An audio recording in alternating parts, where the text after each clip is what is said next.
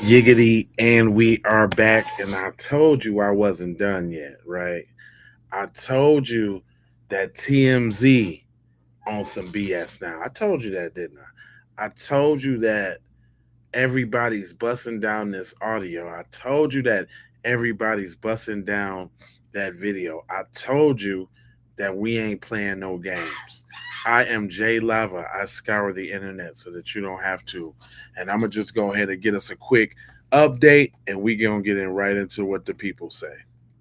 Nolan Wells' investigation is taking a very tricky turn because now we're starting to get introduced to all these people that we either never heard about, or we're starting to get conflicting updates about what actually happened. Right. So as you listen to the dispatch phone call to CTO, not a 911 call, please stop calling the 911 call. They did not call 911.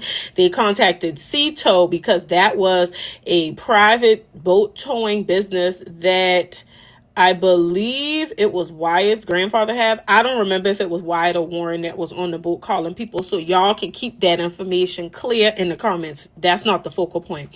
While they're on this call and that individual is on the phone, the dispatch can obviously hear all the commotion in the background. But if the transcription of that particular phone call is actually accurate, they are calling somebody by the name of Bart. And you're probably trying to figure out who is Bart. Mm-hmm. And in their reference to Bart, we later found out that Bart apparently is a football player that is trying to remove himself from this situation completely. But Warren, his good friend Warren, has brought up his buddy, Bart.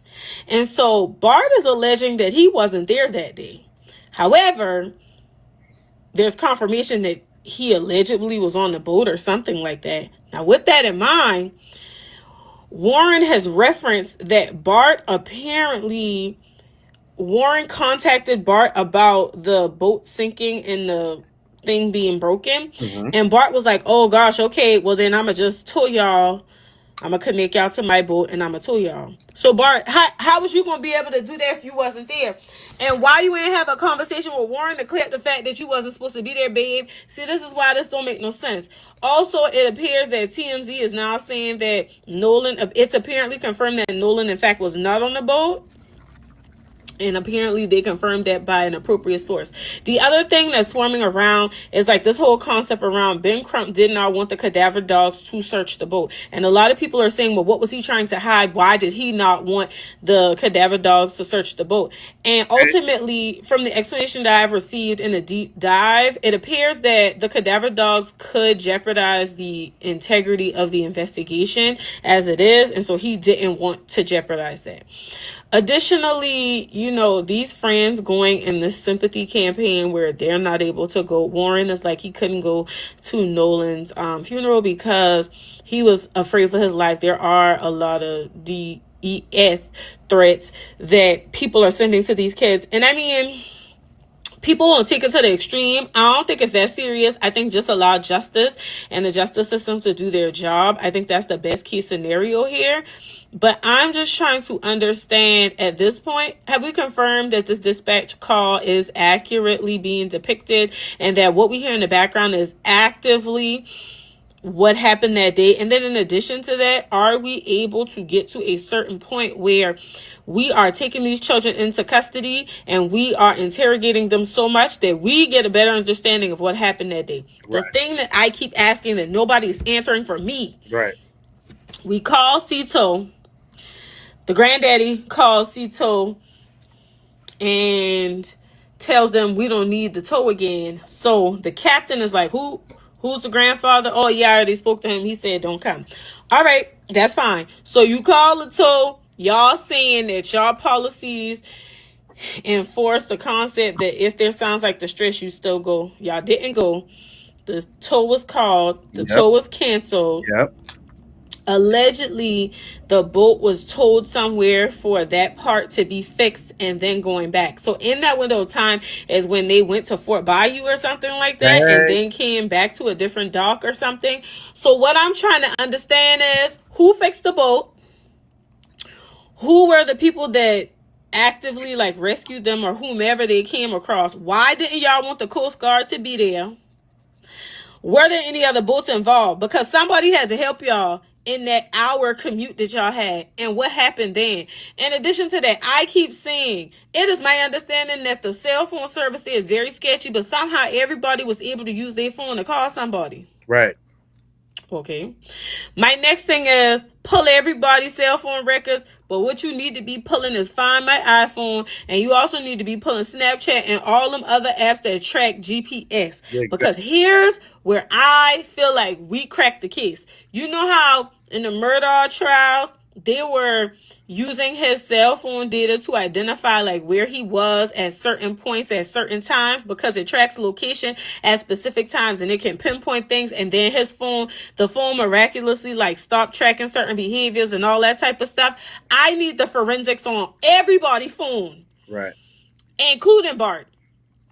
And let's Especially Bart. compare where all these people were in close proximity to each other. Because even if Nolan was left on that island and them children was in that water, it would show two different locations. But if they were close together, they'd all be at the same coordinates. Yep. That's all I have for today. Justice for Nolan Wells. You don't know. You broke that Nolan down. Wells' investigation is No, no, no. You broke that down. I like to get her updates. She be coming through with the updates on it. You know what I'm saying? That's for everybody that's just catching up, right? Shout out uh to Miss Fossey Butterfly that just said Willie D said he had a picture of Katie. I'm trying to check that out. I just found something real quick. Let's check it out real quick. I'm gonna go off the beaten path real quick because I want to see what's up with this information. But check him out. Remember, Warren said Nolan was cradling Katie. Mm-hmm. Warren also said that he said something slick to Nolan when he saw Nolan with the girl. Man, But he didn't say, man, did I say all of this or what though? I mean, y'all got to give it up to the boy. I've been saying the same thing that everybody's saying the next day already. the girl's name. He just said he saw him with this girl and he said something slick to him. And, he just he said, I was just joking. And he said, he told Nolan, man, you crazy. He said, dude, you crazy. Yeah.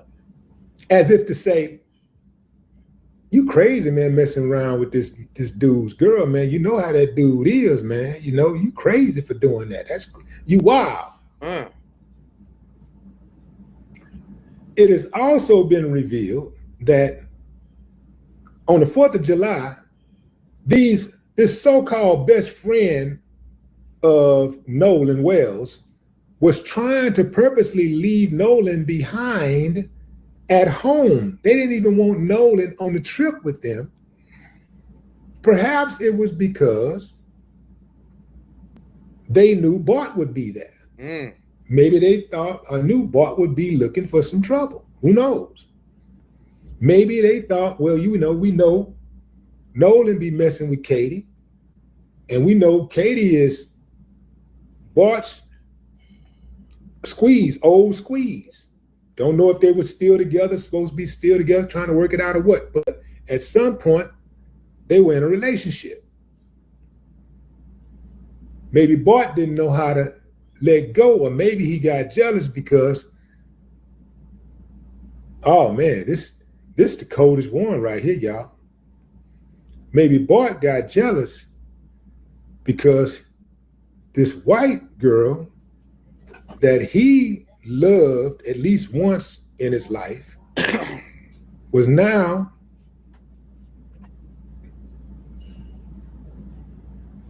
involved with a black guy. Oh man, talk about whoo. Man, have we been saying that or have we been saying that? Have we been saying that or have we been saying that?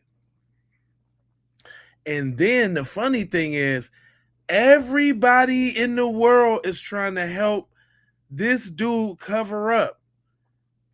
It's the kicker of the football team. Y'all doing all of this for the kicker on the football team. Now you know they talking about. Now you know they talking about is alcohol. Y'all know it's alcohol, right? I told y'all. Remember, I was making a big deal of them saying alcohol in the interviews. Well, check this out.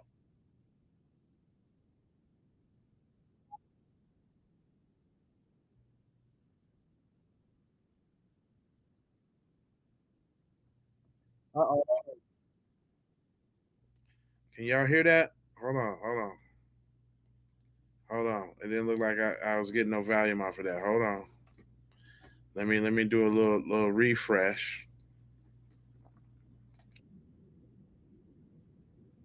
Hold on. I ain't getting no hold on. Let me do a quick refresh, guys. Hold on real quick. Just give me 2 seconds.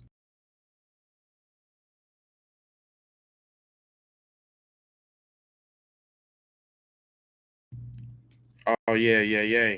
Sometimes you gotta do a quick refresh. You did? Hold on.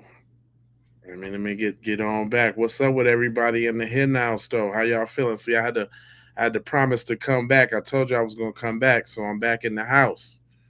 I'm back up in this thing, and we gonna rock it out tonight. Tonight is going down. All right, come on, Sammy. General Lynn Fitch says those threatening Nolan Wells' investigation will be held accountable. How about holding the people accountable who did this to Nolan Wells? Isn't it amazing how much they're coming after people for trying to just bring awareness to what happened to this poor kid and trying to figure it out? She said efforts to intimidate, disrupt, or interfere with the work of our law enforcement and prosecutors and threats to their well-being will be taken seriously and will hold those who make them accountable. So y'all already know who the next devil's gonna be, right? If y'all don't know, hold on. Let me show y'all. Everybody in the squad has become a devil, thanks to yours truly. So if y'all on social media and y'all see these devils, just know they came from here. But we got Tristan or Tracy. Some damn devils. It ain't no other way. They all devils. So we got Tristan. He's a devil. We got Bart. Bart is a devil, right? We got the Attorney General. Straight devilish. She is. We got the whole squad. Don't worry about it. We got Tate Reeves, the big horn devil in charge, that said it was no foul play after he didn't know, wasn't no facts about the case. Even the little chief medical examiner, he catches strays too. His name is Mark Levine. He's a devil as well. We got the Mississippi coroner. His name is Bruce Lynn Jr. Bruce Lynn Jr. is also a devil. Then we got Sheriff Ledworser. His name is Ledbetter, but I call him Ledworser. Sheriff Ledworser, who came right out and said that there was no foul play right off the top. Right off the top, no foul play. Sheriff Ledworser. The only reason I'm doing this because I want y'all to put these faces with these names, okay? So that's Sheriff Ledbetter. Then we got Morgan, who was out there on the boat. He was in the picture with Nolan Wells. This was he was one of the dudes in the original picture. Morgan, right? Dweeb. Then we got Eli Jax. When y'all be hearing that name Jax going around, Jax, it's this nigga. This dweeb right here, Jax. Okay. Then the one they really be talking about, the one whose boat it was on, Bad Suit Wyatt, County Bluebell, Musty Bow Tie Wyatt. That's another dweeb. That's another one of their friends. Also a devil. Because they know what happened to Nolan Wells. You understand what I'm saying? Eric is the one that was on his right side, also on the boat. Little pizza face Eric, another devil, another dweeb, okay? Then we got the apple of everybody's eye. The apple. The one they doing it for. The one they got the cape on for. Mrs. Katie Devilish Mayo Buns McCormick. That's her. That's who they. So this was supposed to be Bart's chick right here. Bart was supposed to be on this one. And then last but not least, we got fake friend Warren the Devil Hudson. Warren the Devil Hudson.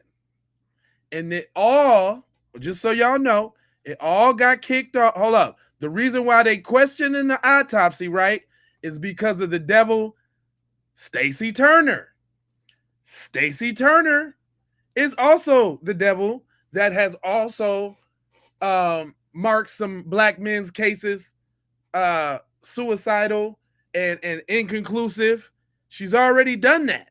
So this is the reason why we question in the autopsy. Where that neck at, Stacy? Stacy, where that neck at? Right? Then you got your boy, the Mississippi Public Safety Commissioner. He talking about urging the public to stop speculating on Nolan Wells' case. Speculation on what, little devil boy? What you talking about, man? Huh? He can get it too. Then we got the head devil in charge, I think, the one that's quarterbacking everything, the one who had her number on the tip hotline, the one that's trying to block and weave, Judge Ashley Cole. So I have single-handedly exposed these people for what their true form is. And guess who's next? Can y'all guess who's next? Do I got somebody else to add to the devil's list? You sure? You're damn right. She gonna be next.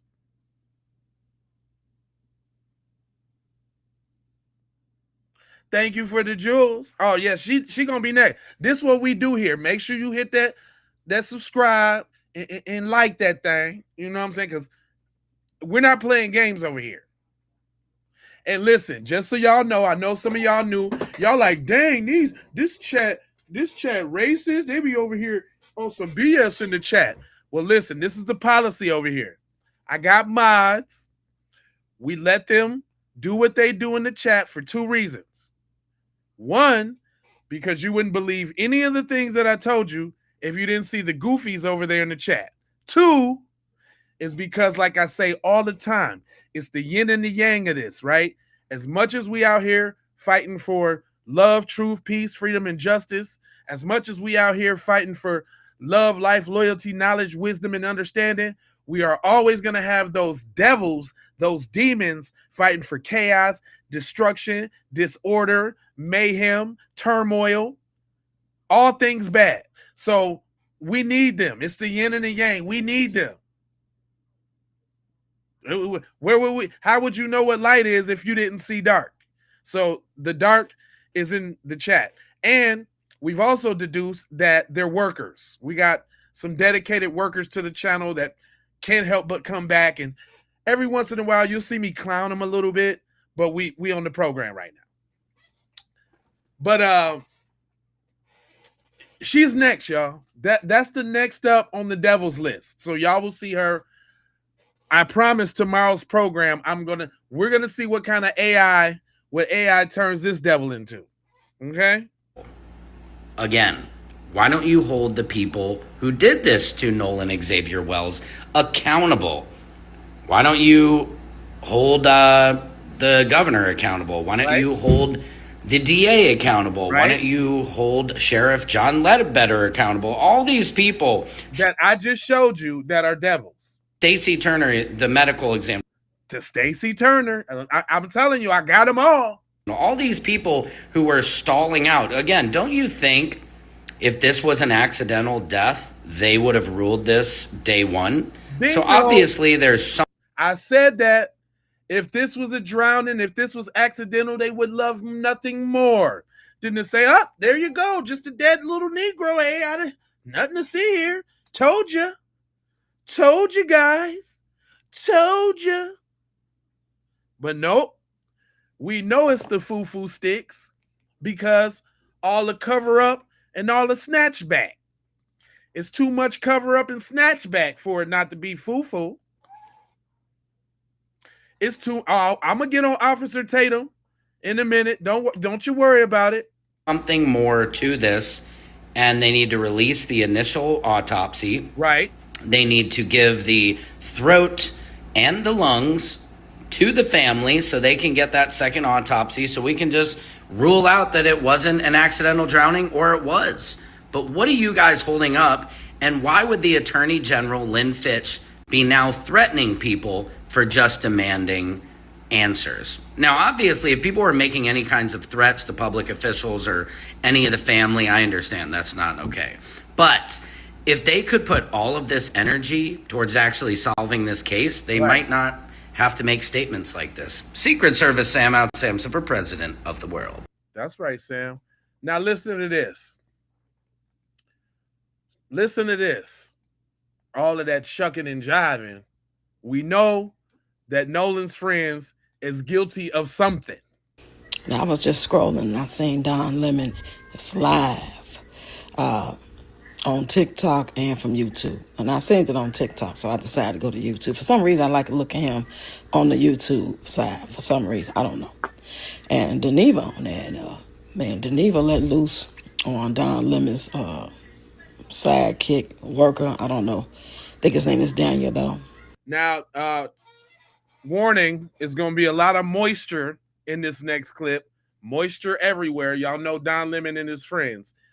Just warning, it's going to be a lot of moisture. Seems to be a real cool guy, but I'm understanding, I feel where Deneva is coming from. And early in the show, he called them house Negroes, giving house Negro vibes. I didn't catch that part, but he did come back later to apologize. But I agree with Deneva, not with the house Negro part, but with the part of the parts that we have heard that we can make out that's clear is enough to know that something ain't right. And them fellas that was all on that boat, whether it was the Wyatts, the Warrens, and whoever the young lady is, and whoever was called, whether it was Grandpa or Ashley, the judge, or another person, another adult, whoever it was, Bart, we know that they know what happened and Nola was on that boat. That's obvious. There was no, I'm not really sure. There is no, we're not sure about that part. Right. Now, can we make out all the words? No. But we heard enough to know what we heard. Exactly. So y'all check this out. I think on his journalist hat. But Neva asked you to take off your journalist hat. So anyway, I don't want to speak for you. I just wanted to go ahead. I just want to know what cover I'm providing for them. Because last show it was we need more evidence, not damn wait, don't jump, and then it's kind of like we get a little more, and it may not be for you the ace in the hole. Then it's kind of like it just feels like just a little push to kind of discredit what it is we're kind of hearing. What we are hearing, whether we're able to make out every single word or not, what we are hearing is y'all ass know what the hell happened to Nolan. I think that any reasonable person can draw that conclusion. Y'all know what happened to that damn boy. The boy was there. Is he dead? Oh my God, Nolan. Damn it, Bart. Is it cover it up? I thought about that. We're hearing that. And I know we keep throwing around these words, interpretation, because we have to be as objective as possible. But cut the shit. I agree. It's time to cut it out. We hear it. And like I said, if you may not be able to make out every specific word, you should be able to deduce, at a minimum, y'all ass know what the hell happened to that damn boy. Period. Point blank. In your throat box. However you want to take it. However you want to feel about it. You can feel however you want to feel about it. But he ain't lying though.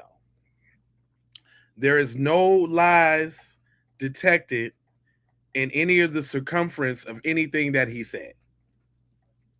And I would just have you know that.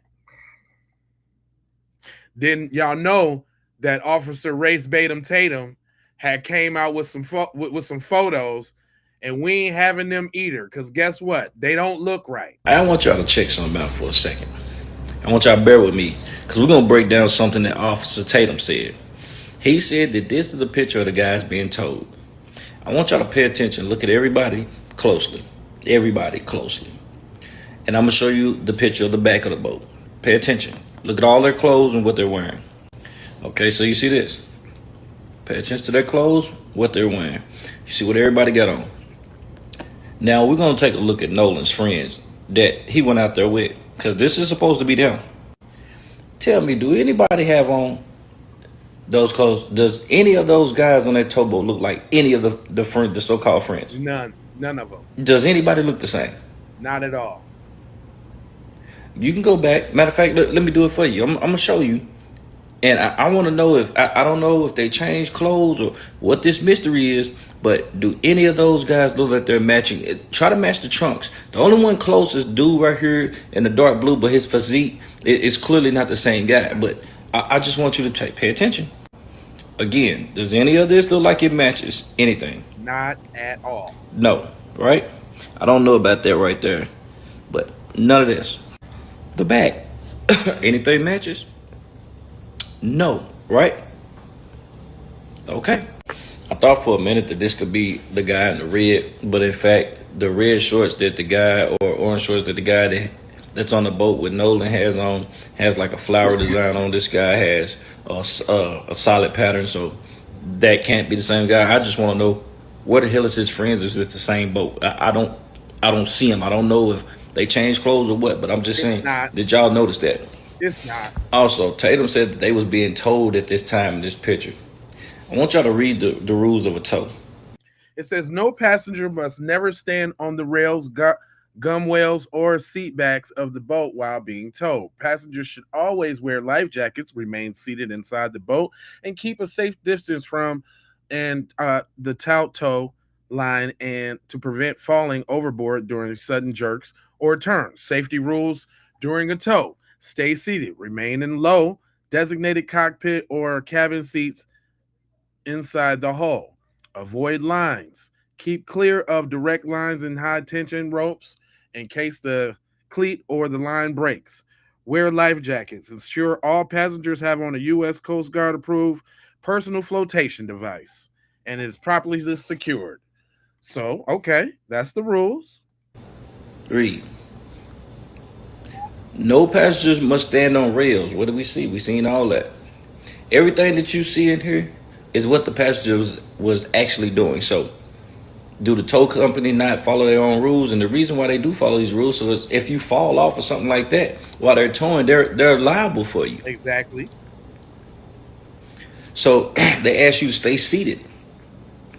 You know what I'm saying? They ask you to sit down, have your seatbelts on, and all this and that. They don't let you just stand around the cockpit on the rails. So, are they being told at this time, or is Officer race baiting Tatum just saying that to get us to take our eye off really what's happening? What y'all think? I want y'all to check something out for a second. I'm just saying. I want y'all to bear. They did try to put that out like, look at us. Look, we're getting a toll. Look at this. Look, we're getting a toll. Look at this, guys.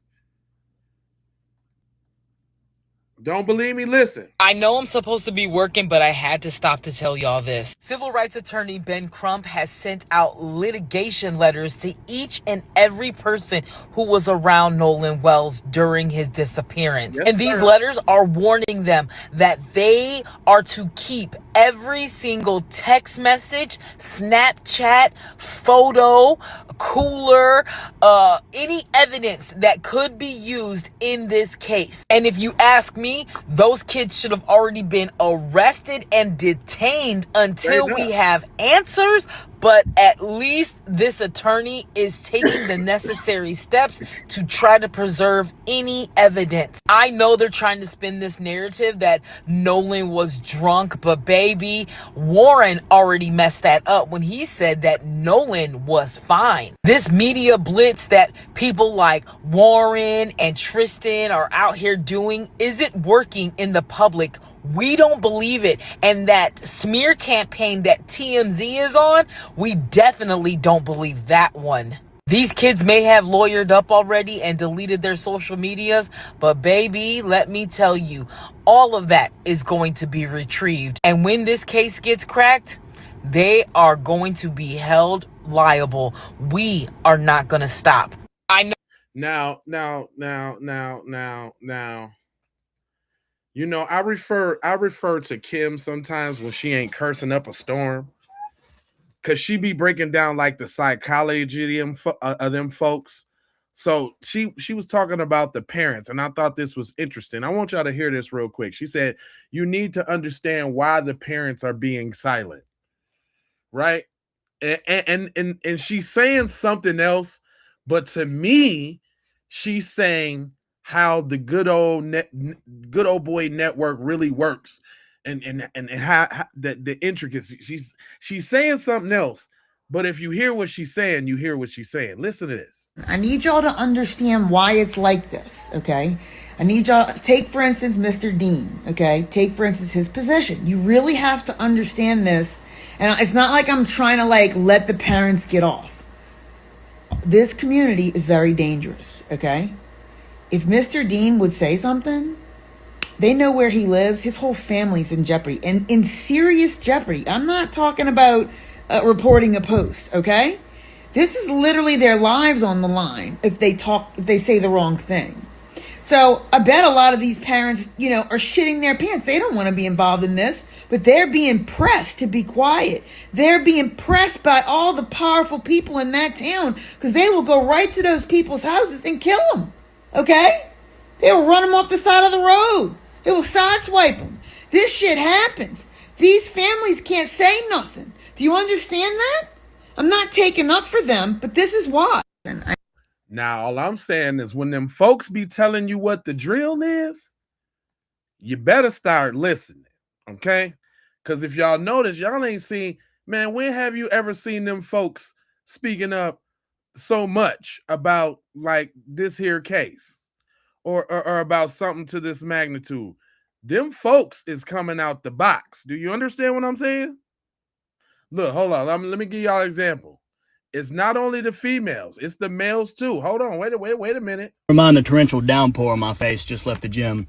But the last couple of days, I've been bouncing in and out of different TikTok lives, taking part in discussions that are typically centered around Caucasians.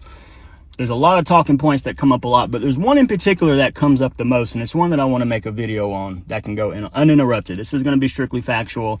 It's just nice to be able to speak truth without some mouth breather interjecting their emotions to overcome factual statements. The one talking point that I see come up the most is, can Caucasians experience racism?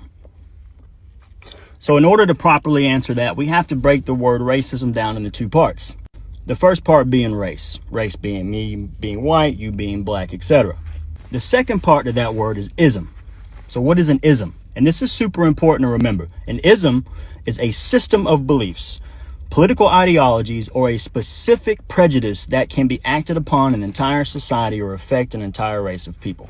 Mind you, a system of specific beliefs, personal beliefs, political ideologies, or specific prejudices that system can act upon the entire society with. So with that in mind, can you honestly sit here and make a strong statement, a strong case for Caucasians experiencing racism in a country working in a system that was specifically designed to uphold and has since been sustained their white supremacy? The answer to that is there's not a system in place that exists, nor has there historically been a system in place that existed that depicted white people as victims, that held white people down from finances, from educational opportunities, from high-paying jobs, none of that. That just... How y'all feel about that? How y'all feel about y'all boy kicking the real ballistics, telling you the truth? I know we finna lose a whole bunch of numbers now because I know y'all hate with a passion when white people tell you the truth. Oh yeah, we just went down, 30, 40 people? They just got right up out of here. How do y'all feel about this? Because that's why I play messages from your folks to tell y'all, because when we say it, oh, you're victims. You guys, you're victims. This is your boy saying it. How does that feel? Come on, Twitter fingers. I know it's a bunch of y'all on shift right now, and you got to step outside your work.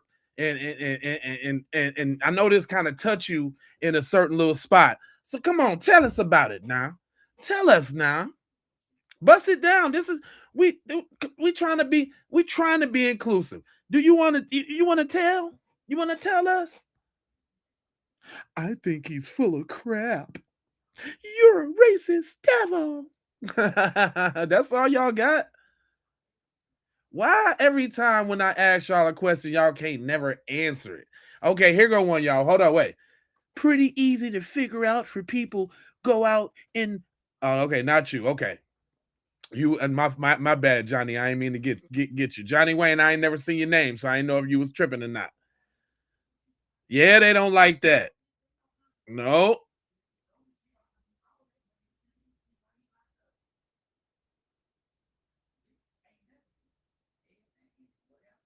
I was just trying to give y'all a little chance to for a retort. I don't see anything. All right, so I'm gonna go ahead and let that go. Go ahead and let him cook. Simply doesn't happen. See, where Caucasians get fucked up at in this whole speaking point is you're confusing what it is to experience prejudice or discrimination for racism. Meaning you have anecdotals, right? Maybe you got discriminated against at your job because you're a male or because you're white. Maybe somebody called you a cracker or a honky or a snow roach or 8.5 or a sun dodger. Stormtrooper or a cornstarch warrior. At most, your feelings get hurt. That's all. That's all you get. Little feelings hurt. You get a little tap on your bottom, and it don't feel. Look, I lost about 100 people when I said that. They can't stand that. Ooh, they be jumping up out of here. Man, you know what I notice about these numbers? They be in here watching like a mug, but they be getting in their feelings when they start hearing about themselves. They be getting in their feelings. If you know, you know. What's already known ain't got to be explained. Cornstarch warriors, I caught that. I liked it that one too. I liked it that one. I was like, I'm gonna have to tuck that one in there somewhere. I'm gonna have to tuck that one. Cornstarch warriors, I'm gonna have to tuck that one.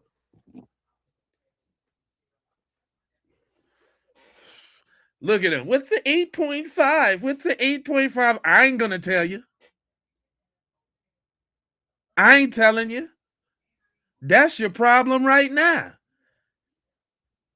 You're dipping in the mustard and you can't catch up. That's your problem. That's your problem right there. Envelopes, yep. Come on now. That's your problem. You always trying to know something. You always trying to know something with your nosy ass. Or because you're white. Maybe somebody called you a cracker or a honky or a stormtrooper or a cornstarch warrior. At most, your feelings get hurt. That's You it. see, that's anecdotal. It doesn't affect an entire society as a whole. In order for that to happen, there has to be systems in place to oppress you, to take those stereotypes that you get put upon, to take that discrimination that you experience, that anecdotal discrimination you experienced, and widespread it across an entire race where it holds you down. That's So is that what's going on in this Nolan Wells case, y'all? So what's going on in this Nolan Wells case is these little 8.5s over here in the comments mad because we looking at them all, we giving them all the devil side eye. Oh yeah, that's why they're mad. They're mad because everybody's looking at them like they demons. And they're like, no, man, that's not fair. Everybody's not like that. Well, you spent all that time not saying nothing, not speaking up, letting your people run wild. And now that we calling your folks out, you don't like that. Now you don't like it. Now we're not being fair. Now we got to wait for all the facts to come out. Why don't you guys wait till the investigation concludes, you know? Just all the facts to come out. No. Even mad. Listen, y'all, they even mad because you got the nerve to have the conversation with your cheering talking about don't go around these folks. They're mad about that. What do you mean don't go around us? They might come up dead when they're around you. What you mean what I mean? What do you mean what I mean? We're not all like that. But we all on food stamps though. But we all EBT though. We're all lazy. We're all victims. That it works both ways, bro. It works both ways. And I think y'all feeling that right now. You feeling it. And guess what you're going to have to do? You're going to have to hold this L. You're just going to have to hold it and cradle it. Just like Nolan was Katie's buns. You're just going to have to cradle that.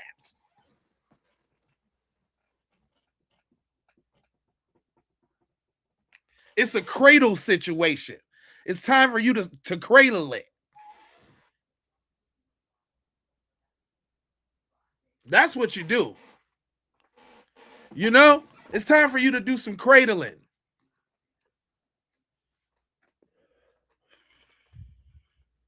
Yeah, you care because you over here. I'm going to show those guys. I'm going to show those blacks. It's the blacks. I'm going to show them. Yes, you do. Yes, you do. You care. I'm going to show those blacks. Look at me. Look at me type. You little dweebs. Sick of y'all. Because you know what y'all still ain't done? Ain't none of y'all still explain how he drowned yet. Explain that since he drowned so bad. Please explain to me this drowning scenario. When you do that, then I might take you serious. But otherwise, you know what y'all sound like to me? I'm a dweeb.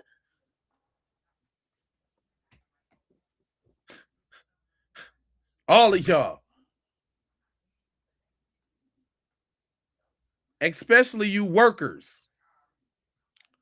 Island Charles, that's what's up. Welcome to the family, bro. This is how we do. Yeah, crickets like a mug. Neon crickets. Hey, and I always lose a couple hundred people, but you know what the beauty of YouTube is? They're gonna send a whole nother wave of dweebs in, and I'm gonna get them again. I'm gonna get them one more time.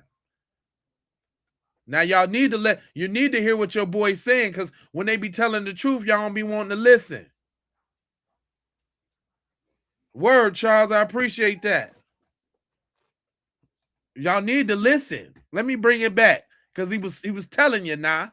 Caucasians get fucked up at in this whole speaking point is you're confusing what it is to experience prejudice or discrimination for racism.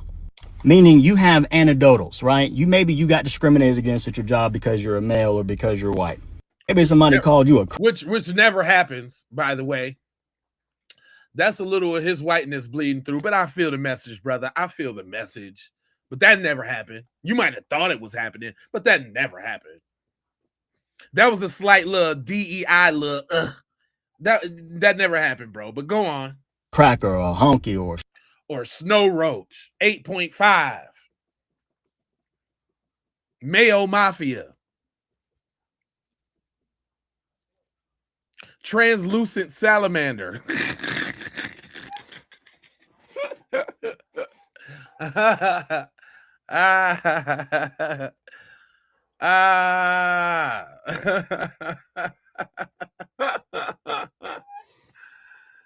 Black, you don't need to ask me how you block this channel with your little snowflake ass. How do I block this channel? Ah! You're a buster. That's what you are. I ain't saying this stuff. He's saying it, okay? I learned it by watching him. Okay? I learned it by watching him. Okay? I'm not saying this stuff. He's saying it. And this whole speaking point is you're confusing what it is to experience prejudice or discrimination for racism. Meaning you have anecdotals, right? Maybe you got discriminated against at your job because you're a male or because you're white. Maybe somebody called you a cracker or a honky or a stormtrooper or a cornstarch warrior. Cornstarch warrior is one for the books, though. I don't think I've ever heard cornstarch warrior. Like, I think he tried to inject that one into the lexicon real quick. He ain't slick. He want to hear us. I'm gonna start saying it too. Cornstarch warrior, love it. Let's do it. At most, your feelings get hurt. You see, that's anecdotal. It doesn't affect an entire society as a whole. In order for that to happen, there has to be systems in place to oppress you, to take those stereotypes that you get put upon, to take that discrimination that you experience, that anecdotal discrimination you experienced, and widespread it across an entire race where it holds you down. That's just simply not possible in this country. It's almost as cringy as a talking point of trying to say that white people were slaves at one point in time. That's just simply not true. Indentured servants? Absolutely. See, to be an indentured servant, you had a debt that you had to pay off, and you went into a contractual agreement with another individual to pay off that debt. Now, mind you, this was very grotesque forms of peonage, but there's still an end game. Right? There was still a payoff, and that payoff mostly was a ticket to the United States. Sometimes it was a piece of land, sometimes it was livestock, but there was a beginning, there was an end, there was a contractual agreement. You had to agree to do this, to be an indentured servant. Completely different than chattel slavery. You weren't born into slavery. Your kids weren't forced to procreate one another to create babies into slavery. It simply is a mute talking point, and it is the worst deflection Caucasians can come up with to evade accountability. Damn. Just like that. Just like that. Yeah, the truth hurts sometimes. It do. And I try to be fair and give y'all a little bit of truth on the other side of the game. On the other side. Just a little bit.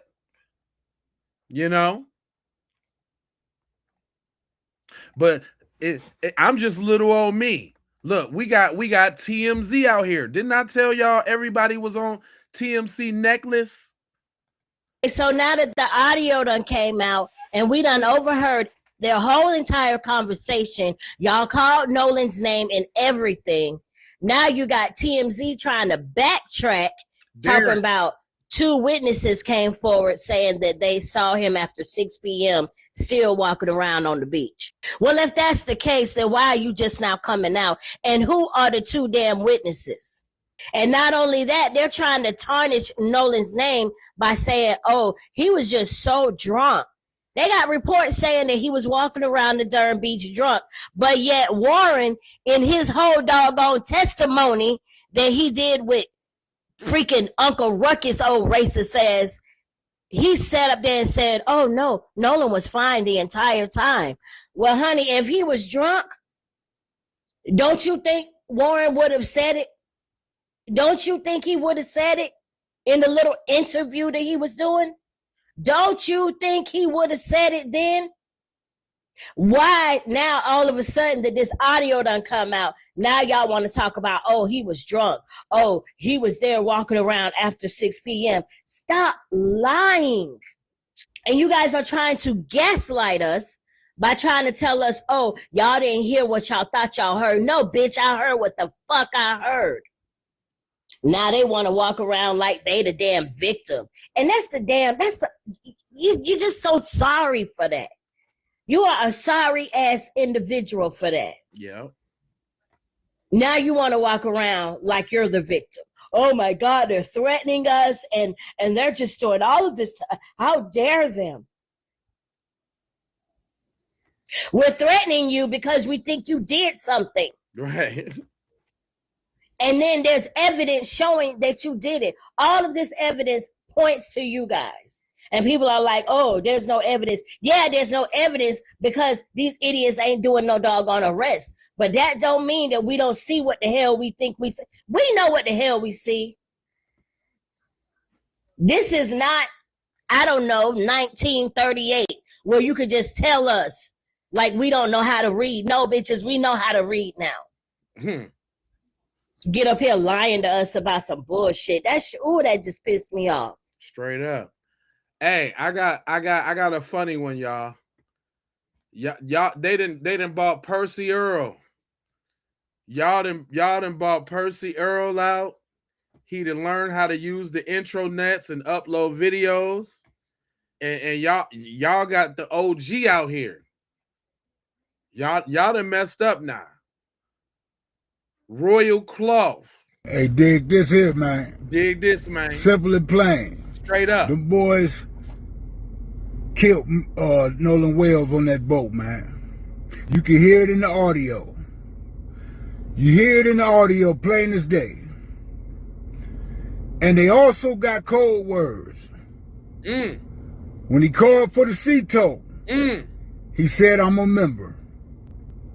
They knew exactly what to do after that. You could hear it in the dispatcher's tone and in her conversation. And as she relayed it to the next person she had called, who had already been on the phone. You did? Just at the same time with the grandfather. Come on. Now, how did the grandfather get involved in this? Come on. To know what predicament they was in already. They locked in, man. They've been operating out of this playbook for centuries now. Y'all done brought OG out the woodwork to drop some game on you. I'm just saying, stop when he lying. OG been paying attention. They know how to cover up the murder of a black body. They know the protocol. From the sheriff to the judge, the boy's stepmama, to the grandfather, to the dispatcher, to the what's them people called? Yeah, the coroner, the medical examiner. Not the National Guard, but the other people. You know who I'm talking about. They all involved in the cover-up. They locked in. They tied in. Everybody involved is heavyweights.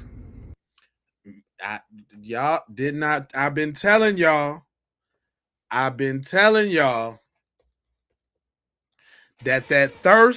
thirst them folks got, that thirst ain't went away. OG trying to listen now. OG trying to bust it down for you. But the cat is out the bag. The audio proved it. They was killing Nolan Wells while they was on that boat making that call. And he was deceased. Period. Point blank. Why involve race? Because this country, let alone Mississippi, come on, has a deep-seated history of racism. It's in the DNA of the system. That's right. Best believe that. Let's not drop the ball. Let's not let this fizzle out. Apply the pressure. Continue to apply the pressure. As Willie D say, on these uncivilized mutts. Hey. He quoted Willie D. Nigga, I ain't heard Willie D in so long. But OG was spitting. I ain't heard him in a long time. But y'all done brought Percy Earl out the game to sprinkle you one time. If that's the last thing he do, he about to sprinkle you with some game. You better heard what he said, boy. So not only TMZ, but now we got ABC. ABC is in on the cover up too? Say it ain't so. So y'all, this is exactly why so many people have lost trust in mainstream media. I just watched ABC News coverage of the Nolan Wells case, and something immediately stood out to me. They're playing the audio without the background noise, and then they're repeating the friend's version of the events as.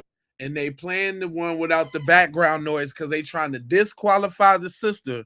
And I got a whole post of this racist chick who tried to put the sister out there who made the audio. Did y'all know that? Pulled up some of her old mug shots and everything. I'm talking about this cover up thing is going deep. Stick and stay with me real quick. I got some real dust. We just scratching. As though that's exactly what happened. They're not saying according to the friend. They're not saying that this is the friend's account, they're presenting it in a way that sounds like this is fact. Okay? And that matters because when millions of people hear a story framed a certain way, they naturally form opinions before the evidence is available. And for me, that is very, very, very sad. Yeah. I'm not saying anyone knows exactly what happened that day. That is precisely the point. We don't. The media's job should be to report what is known clearly, okay? The allegations, the personal accounts, allow the facts to develop. When reporting starts sounding like fact and like there is no dispute and this is what happened, you're swaying the public's opinion. Like, they know exactly what they are doing, because once public opinion is shaped, it is very difficult to undo, even if new evidence later tells a different story. Right. It's sad, and these news outlets, they should be held accountable for when they present the news like this. Like, go and watch it for yourself. I don't even want to post it on here because we'll watch it. Don't worry about it. Thank you, sis. I will appreciate that. Let me drop a little like on that thing right quick. I always say you can't unscramble eggs. You know what I'm saying? Once you scramble them joints, you can't get that yolk back. You know what I'm saying? And I think she's totally right about that. I'm gonna go through with the regularly scheduled program, but I want to I'm gonna look and find that ABC interview because I want to see what she's talking about. But sis was cooking on the Nolan Wells case too. Hold on. When I was in the 6th grade, I wrote an essay for the DARE competition, Drug Abuse Resistance Education. Okay. And when I finished my essay, a friend of mine, and I use that word very loosely, asked if she could read it. And being the naive, loving person that I am, I said, sure. But what I didn't know was that she was going to steal half of my essay and then tell people that I copied her. And when I heard that, I confronted her on the blacktop during recess and I pushed her. And I said, why are you telling people I stole your essay when you asked to read mine? She then told the teacher that I punched her, which I didn't do, but I happily pushed her, and I'm fine admitting that. Neither of us ended up really getting in trouble, but if I remember correctly, both of our essays got pulled from the competition, which I was obviously upset about. And that was actually the beginning of a long string of events with this particular person. But I bring that up because the reason she was so easily believed by our teachers is the same reason that these boys around Nolan Wells are being believed right now. When you grow up in a predominantly white area, a lot of people are never taught accountability. They're not taught that they have to tell the truth. They're taught to keep the peace, and they're taught that the rules were made for them. These boys have no reason to tell the truth. Right. Because no matter what, they know people will believe them. The accusations now that Nolan was heavily drinking are specifically designed to blame the victim. We do this all the time because of the way the systems in this country work. When it comes to patriarchy, when it comes to race, when it comes to culture, there is one dominant demographic that will always be believed no matter what the story is. Mm-hmm. And even after the truth does come out, there's never really a retraction. There's never a real apology. It just kind of goes away. Trying to paint Nolan as someone who was drinking has nothing to do with the fact that he is dead and nobody knows what happened to him. It's a deflection. And it's a very specific kind of deflection that this country has perfected. You make the victim the problem. You make the dead black boy the one with the questionable behavior. They're shifting the focus from what happened to him to what he may or may not have done. Yeah. In this country, Black people don't get innocent until proven guilty. That privilege belongs to other people. White people who are the perpetrators, who are actually the guilty ones in certain situations, get the benefit of the doubt automatically. They get people saying, let's wait for all of the facts.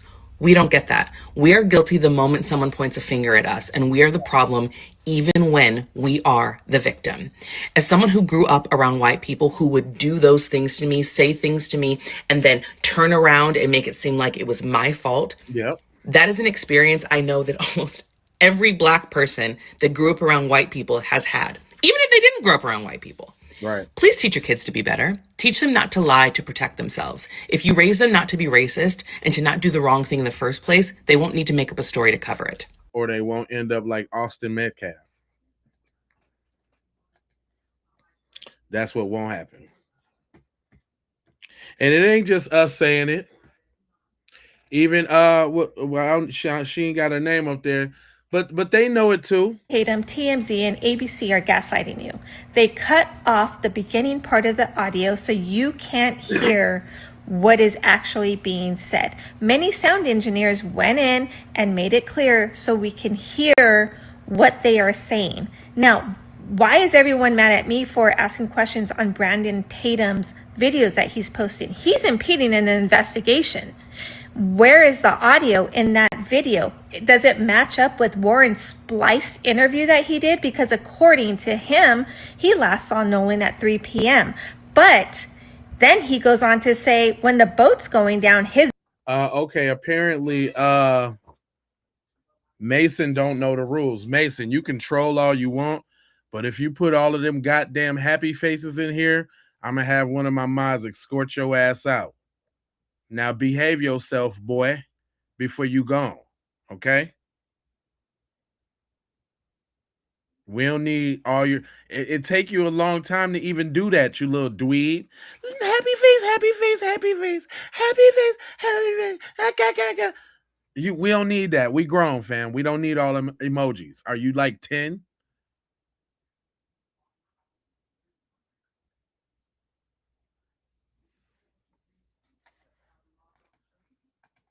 His buddies are saying, Nolan, get the F on the boat. Well, can you hear that in the audio? Is that before or after? Because they also said there were 3 boats back. Not to mention, we can hear Bart being called out, who wasn't supposedly even in the area for over a year and who is also supposedly dating Katie before. And look at that. I went through all that without making it a race thing. Brandon Tatum, TMZ, and ABC are gaslighting you. Right. They cut off the beginning part of the audio so you can't hear what is actually being said. Many sound engineers went in and made it clear so we can hear what they are saying. Right. Now, why is everyone mad at me for asking questions on Brandon Tatum's videos that he's posting? He's impeding an investigation. Where is the audio in that video? Does it match up with Warren's spliced interview that he did? Because according to him, he last saw Nolan at 3 p.m. But then he goes on to say, when the boat's going down, his buddies are saying, Nolan, get the F on the boat. Yeah. Well, can you hear that in the audio? Is that before or after? Because they also said there were 3 boats back. Not to mention, we can hear Bart being called out, who wasn't supposedly even in the area for over a year and who is also supposedly dating Katie before. And damn, she spilled all the tea just real nice and concise. That's see, now we getting down to the nitty. It's coming on now. Every day, a little drip, a little drip. And we've been saying it for the longest time. It's about that girl. Cause and we, you know who gave it away though? It was Warren and it was Trace that gave it away because they both had something to say about Katie. Like they just couldn't let it go. Like they even had to make it known. Yeah, I said something slick to him about Katie. Then and Warren was like, yeah, he was over there cradling Katie. Like they was both about to have a heart attack about that. Purple flower, hey.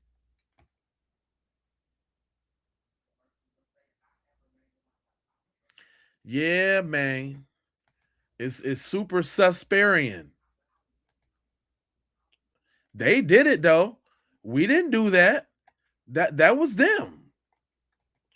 We didn't listen, y'all. Just let's be clear. We didn't do any of the actions that got them to this point right now. We didn't do none of this. We just observed and we're putting the ones and the twos together. That's all. We ain't do none of this. Think about it. We don't have to jump to conclusions because we can just see what they're doing. The conclusions is right there.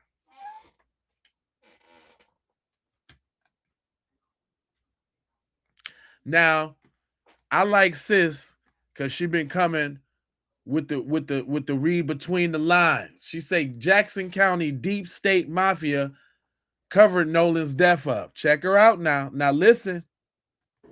These people are moving like B613 because what we are dealing with is deep south, old money, deep state mafia. Peep this. The reason why everyone's so fucking confused about this Nolan Wells case and the story that they're giving us because it's BS is because from the jump we have been manipulated.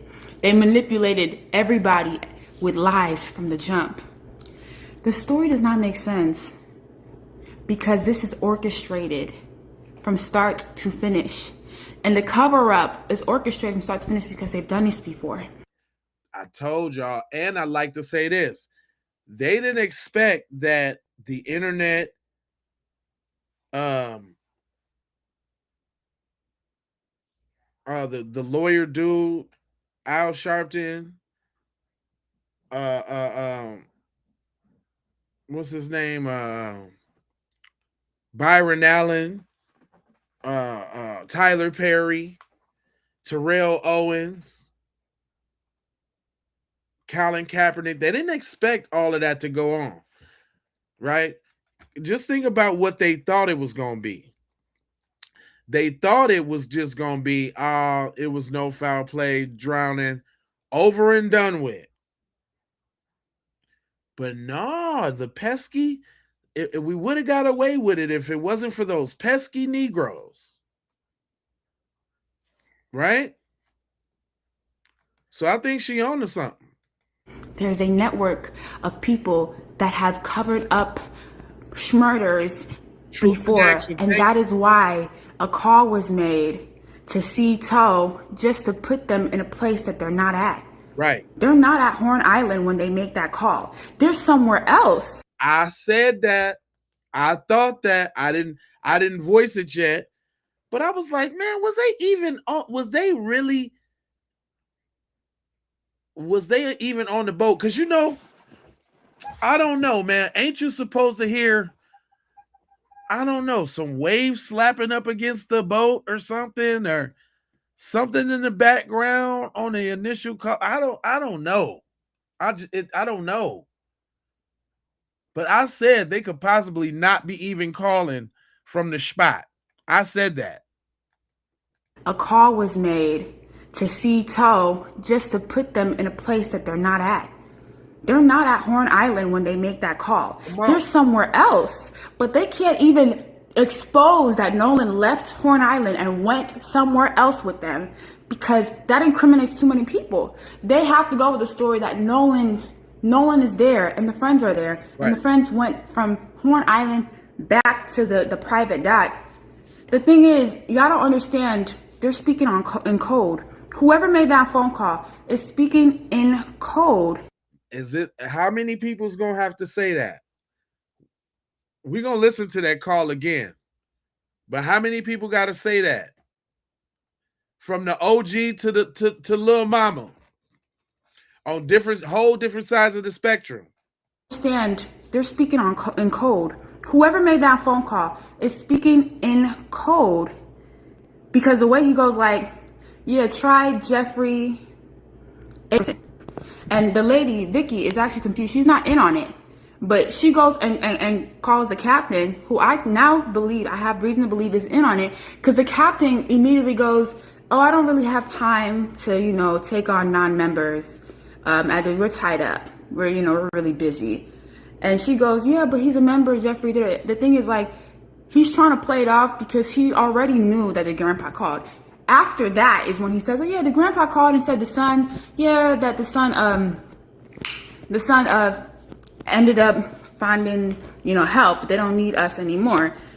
Just the way the pilot is or the captain is talking is giving he's in on the whole thing. Right. Vicky is not. Vicky is trying, she's in emergency mode, because when you say your boat is sinking, that is an emergency. You don't go, yes, the boat is sinking. We want to get this boat unsunk now. Right. No, you will be like, you will actually be very urgent in your talking, because your boat is sinking. You're dying. Their boat is not sinking. They're speaking in code. Vicky is the middle person that doesn't know what the fuck is going on, but the person who called and the captain know what's going on. The captain's trying to brush it off, but Vicky's like, yeah, they're kids and they look just really scared and I just don't know what's going on. Right. Vicky wouldn't let up, so he goes, oh yeah, the grand. Vicky wasn't trying to lose her damn job. Vicky sounded black on the phone, and Vicky wasn't trying to lose her job about not taking these little white folks' concern serious. If y'all hear the call, Vicky sound like she was black. From a couple of her comebacks and the way she was talking, Vicky sound like she was black, and she deal with snotty white people and white kids all the time. Shout out to TikTok, man. If y'all over there on TikTok, y'all got to come over here to YouTube so y'all can join the conversation, man, because I can't see y'all over there. Vicky sound like she was a black. She sound like she was black though. It's an emergency. You don't go, yes, the boat is sinking. We want to get this boat unsunk now. No, you will be like, you will actually be very urgent in your talking, because your boat is sinking. You're dying. Their boat is not sinking. They're speaking in code. Vicky is the middle person that doesn't know what the fuck is going on, but the person who called and the captain know what's going on. The captain's trying to brush it off, but Vicky's like, yeah, they're kids and they look just really scared and I just don't know what's going on. Vicky wouldn't let up, so he goes, oh yeah, the grandpa called and he said, yeah, they're, they don't need any help anymore and they fixed it. Let me talk to the grandson, and then I'll talk to the grandpa again. The thing is, the guy that called hung up for some reason, but yeah. They're trying to get Vicky out the way. Vicky don't know what the fuck going on. The captain do, though. That is cold, because most likely they were going to find a way to take Nolan's body somewhere else. That's what people are not getting. And that was what was stumping me, because I was like, what the fuck is the point of making this call? Okay, give them an alibi to put them on Horn Island when they're not there. But then, why would they go out their way? Because the sea tow people, they're actually cleanup crew, y'all. They clean shit like this up. They take boats with bodies and place them in other islands and have other people involved, so that these people can make sure there's nothing suspicious about the body, handle the body correctly so no fingerprints can be attached to them whatsoever, and then at their convenience, strategically plant the body somewhere else, so that when the police officially finds it, it can look like the accident it's not. Right. We talk about how these motherfuckers cover up black deaths, and y'all know that the body was so-called found by an anonymous officer. They said it was an anonymous officer. We don't even know who found the body, really. And remember, even when the dude in the plane was like, when he was flying the plane, first of all, why are you up there flying the plane on the 6th anyway, after the whole thing was on the 5th? But that's another story. But remember, he was flying the plane, and he's talking about he's seen a bunch of officers down there, but he ended up somehow getting pictures of the body. Remember, the Coast Guard, the Cajun Navy dude had pictures of the body, talking about, I'm gonna get the pictures to the family if they want them. The sheriff is part of the cleanup crew. But she cooking, though. Don't tell me we ain't got no great black minds. Don't tell me that. She cooking. And place them in other islands and have other people involved, so that these people can make sure there's nothing suspicious about the body, handle the body correctly so no fingerprints can be attached to them whatsoever, and then at their convenience, strategically plant the body somewhere else, so that when the police officially officially finds it, it can look like the accident. It's not. We talk about how these motherfuckers cover up black deaths, and you don't understand it's a fucking system.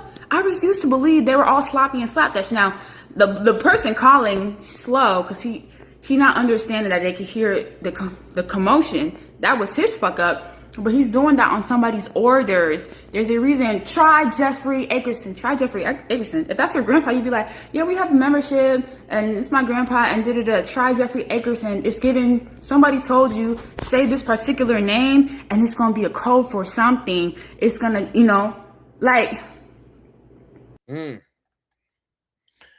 Jeffrey Akerson do sound sus as hell. I ain't even gonna lie, though. I ain't even gonna lie to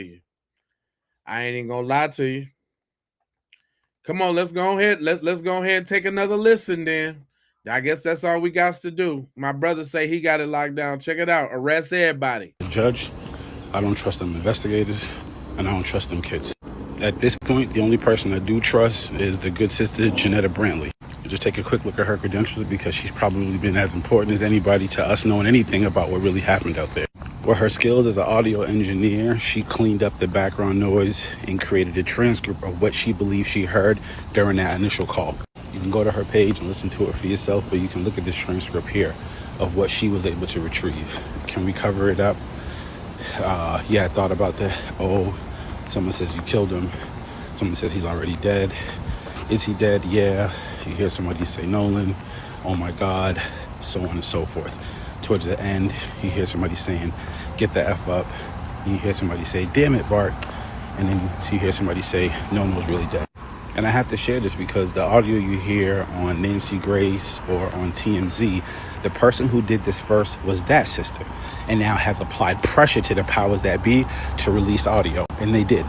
One more time, please.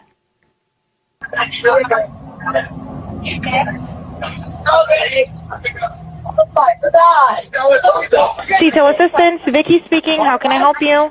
Now, here's who released this audio. Nancy, this is coming from the from Mississippi, from the actual official. Okay, when we get into the Mississippi Fish and Wildlife and the reserve putting this out for the public. This audio is from the Mississippi Division of Wildlife. It's their official audio of that day. Now, mind you, they don't put this audio out until this sister releases the audio, right? Then all of a sudden, the Mississippi Wildlife, they release it. It wasn't the FBI, CIA, detectives, Coast Guard, nobody. It wasn't until that sister released that all of a sudden we got some official audio now. Right. And if this audio is authentic and real, then there's multiple folks that's involved in this cover-up. From the judge, stepmom, to the detectives, to all of them. And on this Tuesday, we still have no indictments, no charges, no arrests. Much love to the Wells family. I don't trust that judge. I don't trust them investigators. And I don't trust them kids. Was he spitting or was he spitting? You can't tell me we ain't got no great minds. I'm just really not trying to hear that. I'm not trying to hear any of that. I'm just you know it just don't make no sense. I'll tell you this though, everybody got TMZ on their radar. I'm gonna tell you that right now. Everybody got TMZ all on their radar right now. Check this out.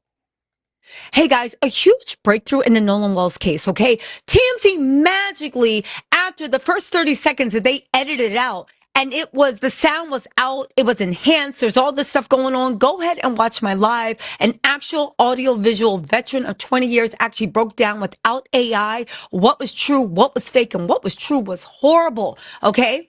However, conveniently, okay, just conveniently, after new evidence leak, the moment verified audio is literally enhanced and revealed, now TMZ is able to get in contact with all the kids and all the investigators. The district attorney told us to hold off and they can't release information. They're now giving quotes to TMZ. The first 30 seconds were released and sound in house. Also, and keep in mind as we read this breaking story, Nobody is disputing what was heard in the audio. You guys remember when I said this is clean up city and cover up? And as new facts become available, they keep changing the story. Let's get into this, all right? TMZ says evidence shows that Nolan was on the island when the Friends boat left. I said, what's the evidence? A Snapchat, a picture? You better not say two magical witnesses. Spoiler alert, it is two magical witnesses. They said evidence apparently shows Nolan Wells was still on Horn Island when his friends left the boat. TMZ has learned.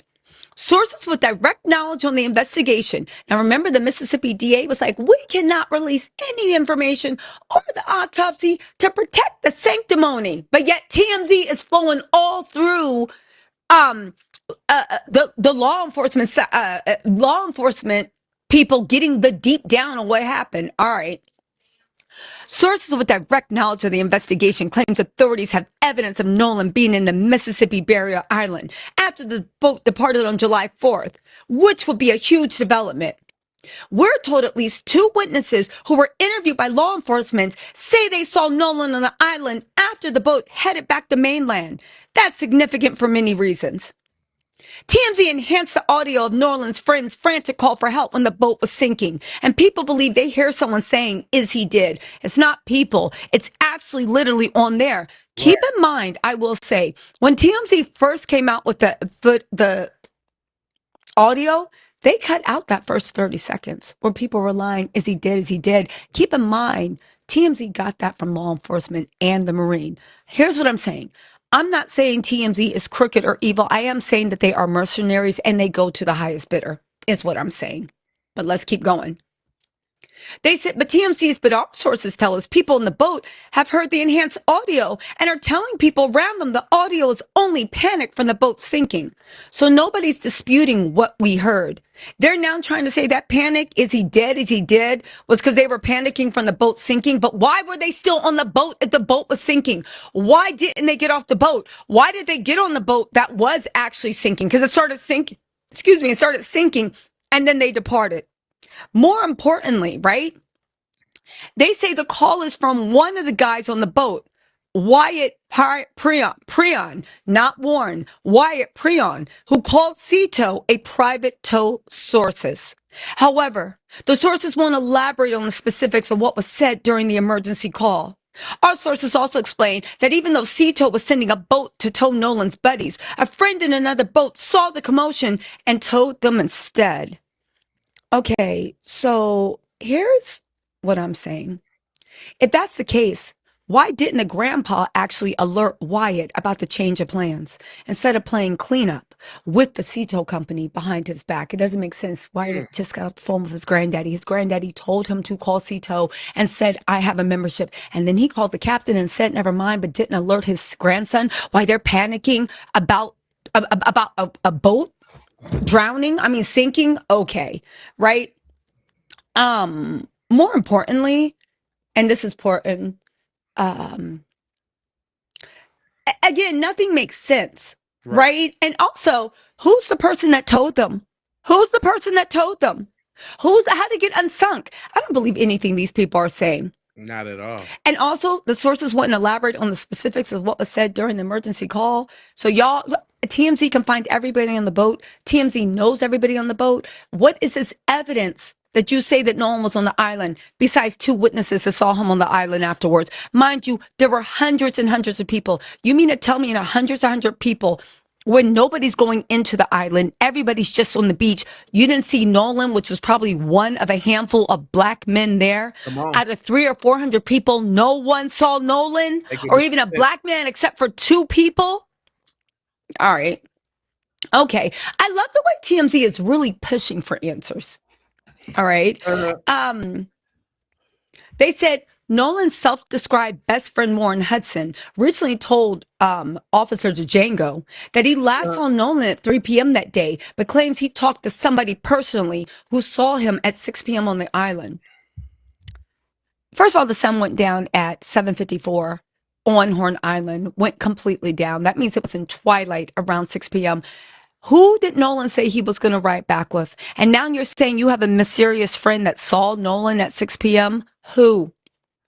And also, there is maritime law. Whoever agreed to give Nolan a right back had a responsibility to make sure he was on the island. How in a deserted island and nobody goes past the beach? Where was Nolan? How did a whole island leave with 300 and 400 people and Nolan didn't have a right back? And also Warren, his so-called best friend, had no. He did not care whether Nolan was on the boat or not.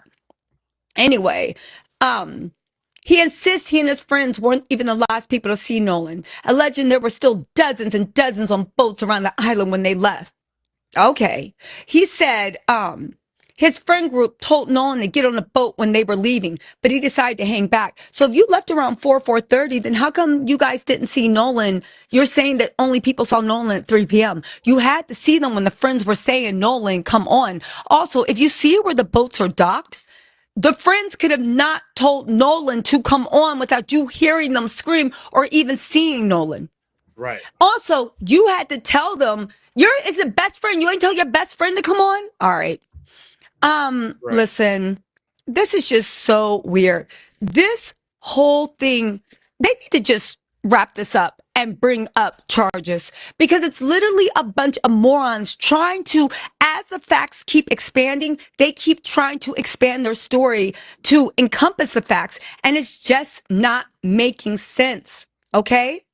It's weird. It's weird. It's weird. You know, but Illy Lily on Philly actually said this, and they said this is a wild article with convenient timing. The audio being released really screwed up their stories and timelines, and now they're scrambling and everyone's talking to TMZ. And it's TMZ playing lawyer for them. I still can't get over how TMZ of all places intentionally edited out the most important part of that phone call and is now playing defense attorneys for them. Again, this article was just released. This is breaking news, y'all. Let me know what you think in the comments. Stories developing.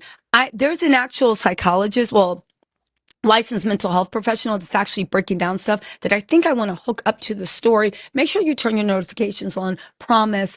I'm going to have, by the time you're finished watching this, I should have the other video up. But you guys, this case is falling apart. Thank for the evil people. Thank goodness. And it looks like we are going to get justice for Nolan Wells very, very, very soon. I like the way she break that down, boy. I'm gonna tell you right now. Listen here. Let me also explain just a little something here. First off, let me shout out to the top fans on each channel. We got Tanea on J Lava. We got Reflex. We got Mortal Men. We got Jarvis. We got Purple Flower 26. Shout out to y'all, top fans on this here young episode. Let me see. Let me go on over here to the Keep It P. Let's see who rocking on the Keep It P real quick on the real quick side of the game. We got a who on the leaderboard over there? We got Mr. Lake Show 11. What's up, homeboy? I seen you tap in earlier too, Playboy. Holding it down on the Keep It P side of the game. And then let me go see who on the Raw real quick. Let me check the Raw side out. Who's rocking on the Raw real quick? We got the top fans on the Raw. We got Foxy Butterfly, and we got yours truly, beloved. Shout out to y'all in there rocking and rolling. I feel y'all. I just want to, give y'all a little round, you know what I'm saying? Because I appreciate y'all. You know what I'm saying? Because I could be talking to myself.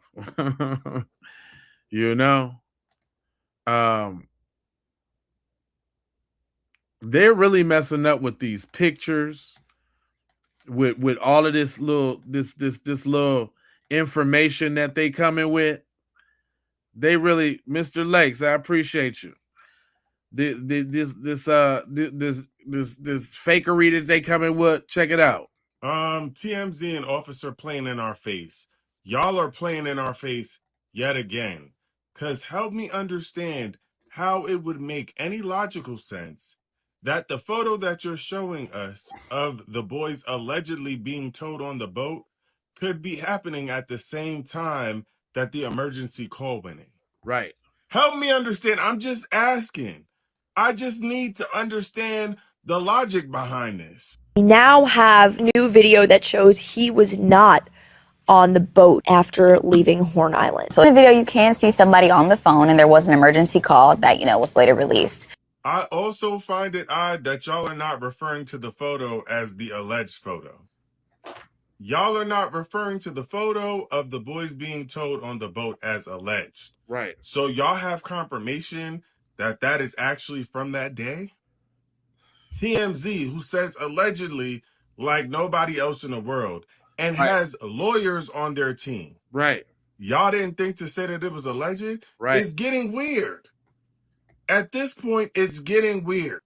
TMZ and officer playing in our face. Y'all are playing. It is getting super weird. Look, everybody can't be talking about the exact same thing. There's no possible way that everybody is saying the exact same thing. Like we're all like we all must be must be dumb. Hold on.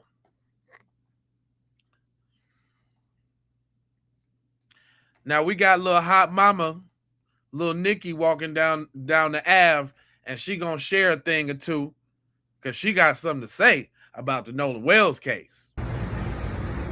This Nolan Wells case is shocking, but we shouldn't be surprised. Right. What in the heck is going on in Mississippi? Racism.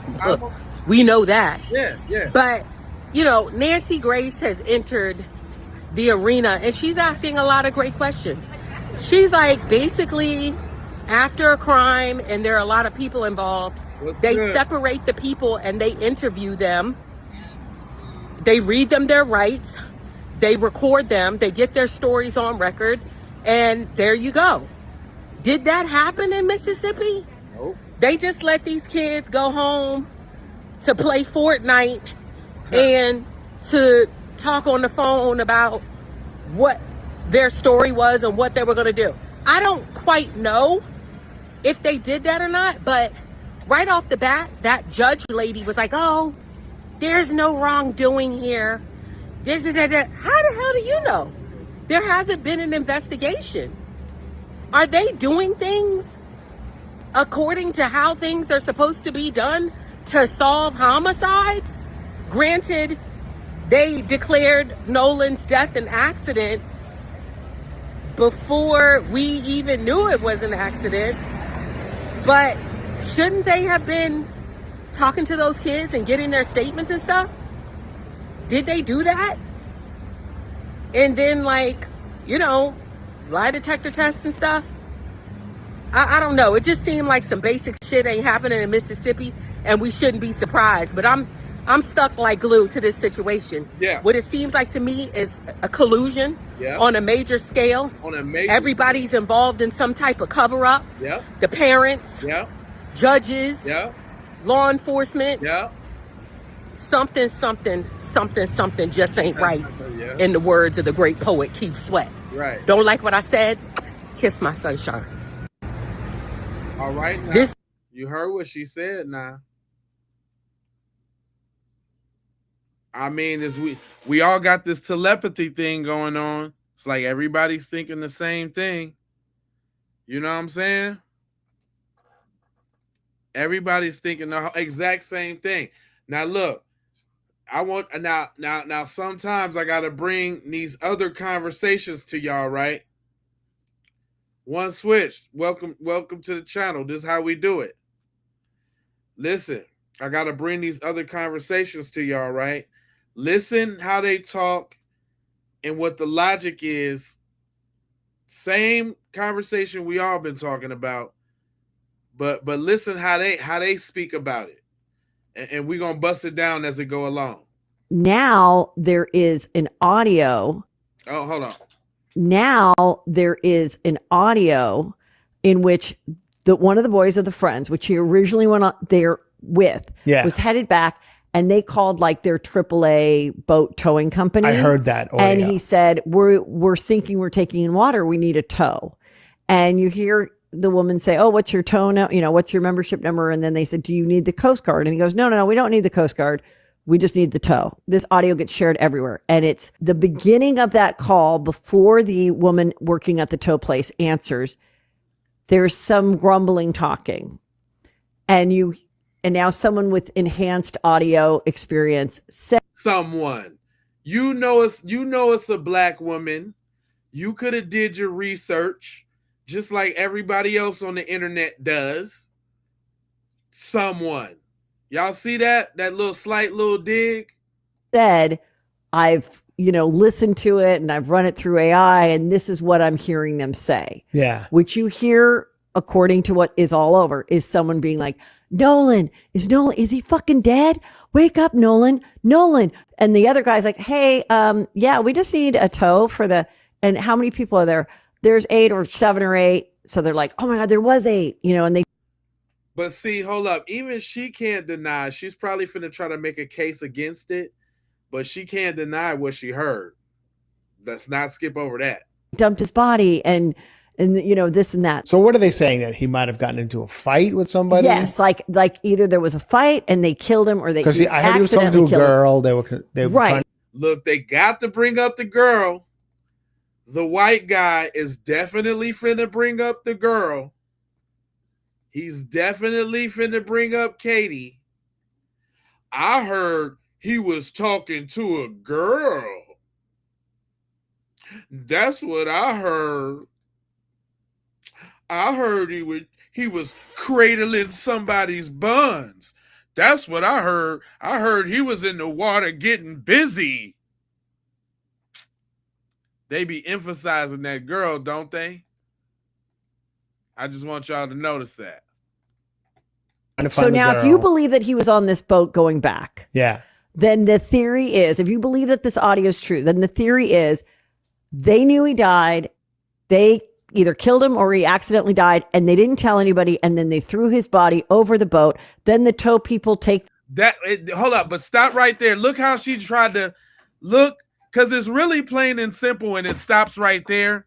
And there's really no more to be said about it. That's really it right there. Stop right there. There's really no more. It's over with. You're done. That's it. Either they murked him or he succumbed to some fictitious drowning or whatever. These large amounts of drugs or whatever. And they didn't tell it. That's it. But notice how she tried to skip, bip, dop, dip, and dance right on past that. It can't be that. It must be much more. Then the theory is they knew he died. They either killed him or he accidentally died and they didn't tell anybody. And then they threw his body over the boat. Then the tow people. Nobody say threw his body. Nobody said that. People take the boat. They go back and enjoy 4th of July and don't tell anybody, and then remove all of their social media and all that stuff. Yeah. And have a bond like, I know what you did last summer. And we're going to take this to our graves. Right.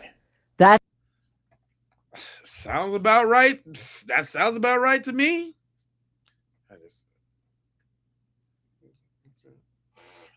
Sounds about right to me. I know what you did last summer. The ideas from those movies don't come from nowhere.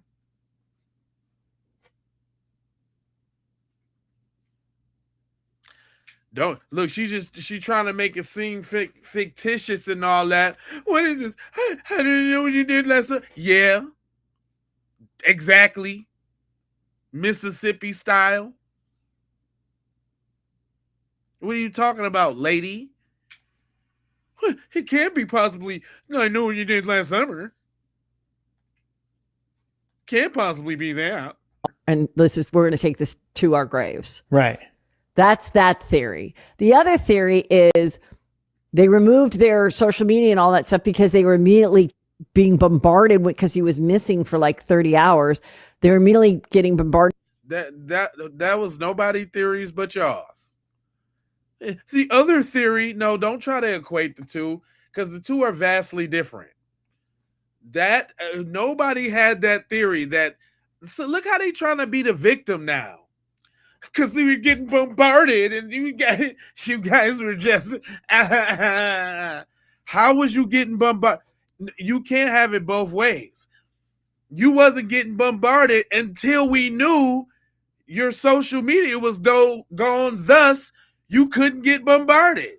Because everybody had a little slither of faith that Cuz was somewhere until it was officially known that he was gone, and that was on the 6th. Then we started looking at y'all funny like that. We was looking at you funny already, but wasn't nobody speaking up. But y'all wasn't getting no damn bombarded. Oh, he's getting bombarded, and they had to get rid of their social medias. You're lying. You're lying. But look at these tactics, though, with the reverse, on the reverse grip side of the game. And now, oh, I'm a victim. They were just getting bombarded. They were. That theory. The other theory is they removed their social media and all that stuff because they were immediately being bombarded because he was missing for like 30 hours. They're immediately getting bombarded from the internet because he's black and they're white. And their parents and everybody just said, remove your social media because you could have been drinking on there. You could have been like, just remove it. Oh, now it's excuses. And was there any drugs in his system or anything like that? They have not said that there was. Okay. Yeah, we don't. Look, because he needed to be. Was there some drugs there? Where was the drugs at? Look how they looking for an opportunity trying to demonize him. They drinking for them, but for Nolan, was there some drugs? Where was the drugs at? I know it was some drugs. Little Buster. Where the drugs? We personally, I don't think we know that, but move it. And was there any drugs in his system or anything like that? They have not said that there was. Okay. Yeah, we personally, I don't think we know that, but they were drinking like White Claws and stuff. I mean, but it still was only 4:00. And so from the beginning, I was like, I think they feel like shit because they didn't communicate well with their friend. And then he ended up either being stranded or drowning or whatever. And they didn't know about it.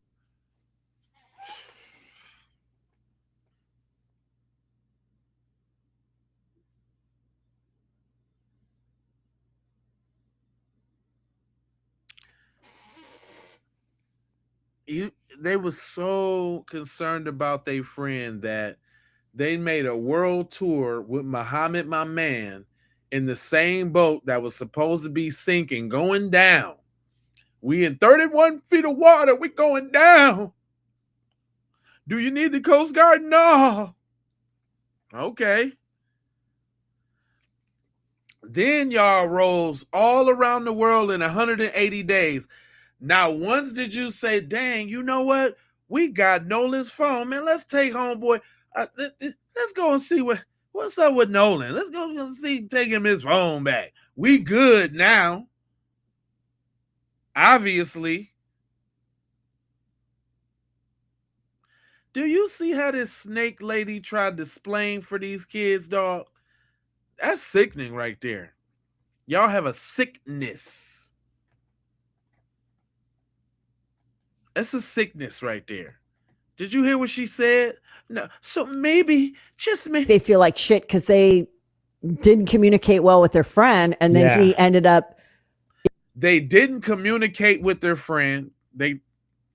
From the beginning, I was like, I think they feel like shit because they didn't communicate well with their friend. And then he ended up either being. And he's like, yeah, that's it. Yeah.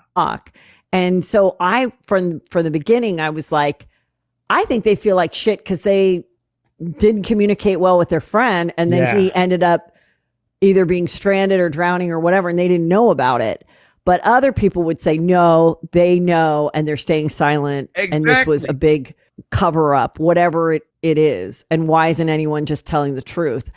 I personally just don't think that 7 to 8 kids. Somebody cracks when you got But 7 or 8. 7 or 8. I mean, 7 or 8 kids is a lot. That's what I'm to saying. not have one person go, I need to tell you what fucking happened. Now, you know how y'all be on code. Shut up. Quit it. Did y'all see the mental gymnastics they was trying to go through to justify that bull stuff? Y'all see that? I just don't think little Timmy and Bobby and those guys, they just couldn't do such a thing. I just don't think. Girl, if you don't shut up, you know man. That's why I be playing this, man. You said who paid these people? Man, I don't, man. This crazy work. It's the mental gymnastics for me, though. I got to twist and turn and figure out how not to demonize my folks because this looks really bad. And however I got to twist it and victim blame and victim shame, we just, the problem, they just didn't communicate well with their friend. That's it, and and then they left him there and, he just so happened not to be able to get back, just, what did I have to do with that, And then they keep bringing up this drown thing. And all I'm saying is, did he drown trying to swim after the boat? Did he walk around the island and get and consume every drug and every drink and say, you know what? I'm gonna swim home. Those guys left me without a phone and I'm gonna show them. I'm gonna swim home. Let me swim home. I'm bad Nolan Wells. And I'm a swimming. Uh-oh, I'm finna drown. Blah, blah, blah, blah, blah. That's how they imagine it happening. That's how they want us to think it happened. Y'all think y'all just gonna leave me on the island? Nope. I can swim back right now. Watch me go. Feet don't fail me now.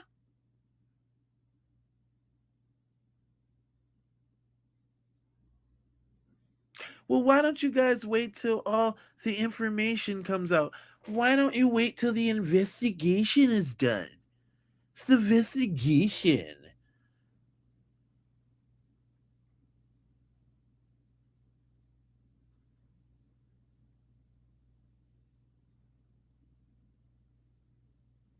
Delora, that's you feel me?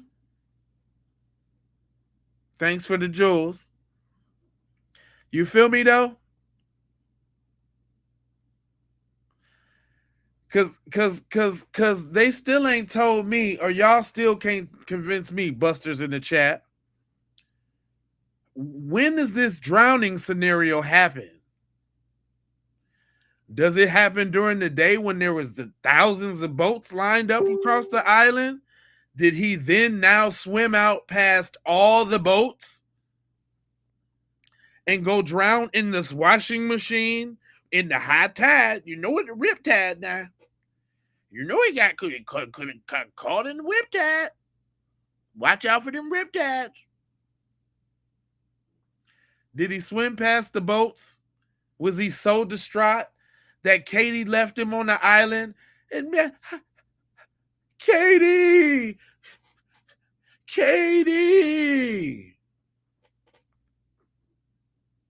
I'm just trying to figure out when this drowning thing happened.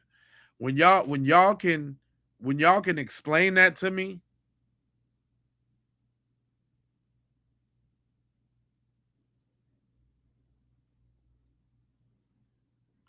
Yep, didn't hear no water in the. It didn't sound nothing like no water.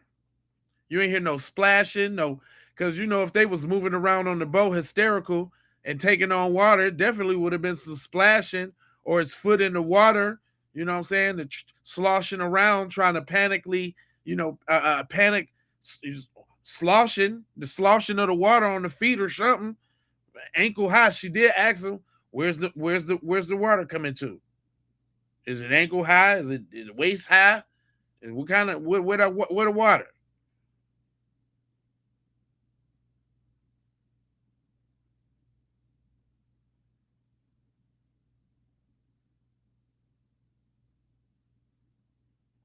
Yeah, you would hear water hitting across the boat. No, if they was really sinking if they was really sinking in some real deal water, Cuz would have been a little bit more hysterical than that. In the middle of the ocean, they ain't have on no life jackets from the pictures, and it seemed like there's a bunch of people on the boat, like they didn't have enough. You say, exactly, if he did drown, who boat was he on? How did he get to where he was in the water? Then if he washed up days later, nobody saw this. Right. Can't nobody explain how they can't do it. Ain't no explaining how he really drowned. It's a sad thing. It's the kid drowned. Sorry, it's sad. It's just sad.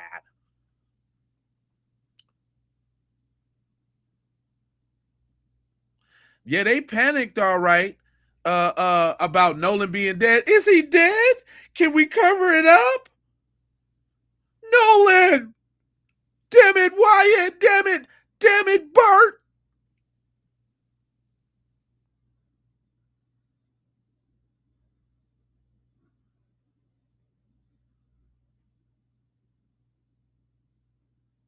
Sinking right in BS. What's up, Cayenne Pepper Lady?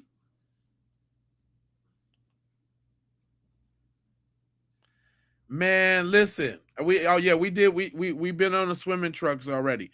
We just talking about, obviously the busters and the trolls is in there talking about he drowned. It's just a sad situation. Just he drowned. How, my ninja? How did this happen? When? Before or after he was cradling Katie Buns? Before or after? Okay. All right, cool. Listen. Okay, cool. They left Nolan, had boat trouble, everything. They don't know what happened to Nolan after they left him. Still, somebody did something to him. Whether it was Katie and her folks, whether it was whether they brought him to the island to set him up to leave him with his phone so he doesn't have no communication. They set him up. And they knew what was going to happen. If they didn't do what was going to happen, they knew what was going to happen. I'm saying that too. How about that? I'm just saying, I'm trying to, whatever little benefit of the doubt, whatever. Okay, great. It's still a bunch of devils amongst us. And and one of them descended on that boy. Because he ain't just croak himself, is what I'm trying to tell you. It's either or. You like it ain't even no escaping. And you want to know why?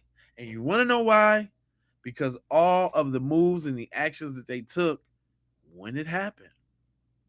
Which means either they did something or knew something. Knew something or did something. But now that we found it out that was Bart's old chick. Hold on now. Now that we find out that was Bart's old chick, and now she's getting the pretty Tony Pony from Nolan Swelling Wells. She's talking to the big black football kid with the boulder shoulders. We don't like that shit. I don't like that shit. I'm gonna have to drop a dime on that nigga. They had the belly cuz. I don't like that shit. I'm gonna have to drop a dime on them. And who dropped the dime? Warren dropped the dime, and Trayston dropped a dime. They both had to mention to us that they had something slick to say about Katie.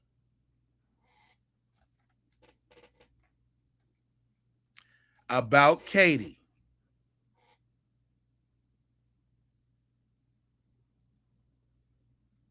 Look what AI did though. Look at how it turned that. Look how it turned that smile into a sinister, devilish grin. Like it was her job to bait him in there.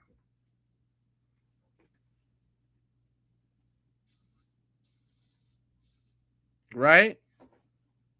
So either but then that's all. But see, I don't like none of that. You know why I don't like none of that? Because y'all want us to play in our own faces and act like we didn't hear what was on that phone call.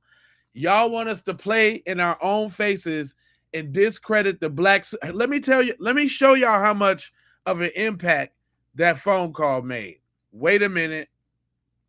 Let me show you something. And I mean, if this don't tell you, if this don't show you what it is, kid, on the Wiz Kid side of the game, hold on. Hold all the way on. I got to hold. I gotta hold, and I want you to hold it on. This is real serious right here. Cause I was doing some digging, and something stood out to me. I say to myself, self, why would somebody go to the lengths of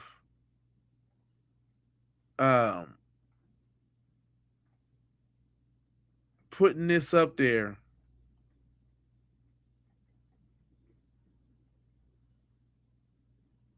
hold on. What's old girl? I gotta figure out what her name is. I'm drawing a blank real quick. Hold on, real quick. Hold on. I had this shorty, and I know I sent it to myself. Hold on now, y'all.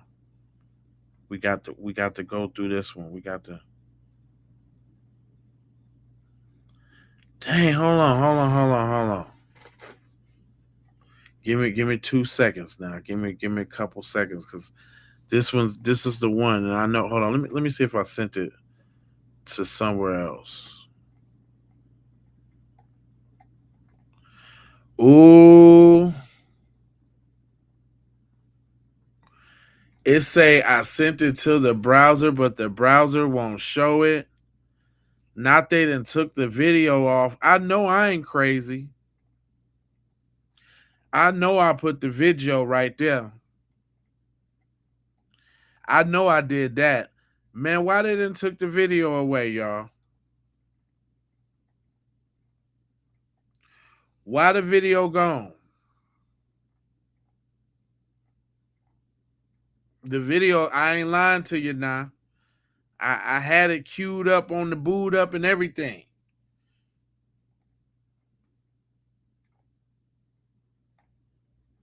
I had it, man. Dang, that's crazy. That joint popped out in real time. But I do have somebody talking about it. But I wanted to read the letter. I wanted to read the letter myself. But I got the video of somebody talking about it, and her wife's. So apparently, the engineer that made the audio has a wife. You know, like they're an LGBT couple, and her wife snapped off on the person who made the disparaging comments about her wife. Oh, it's deep. But check this out. Mistake.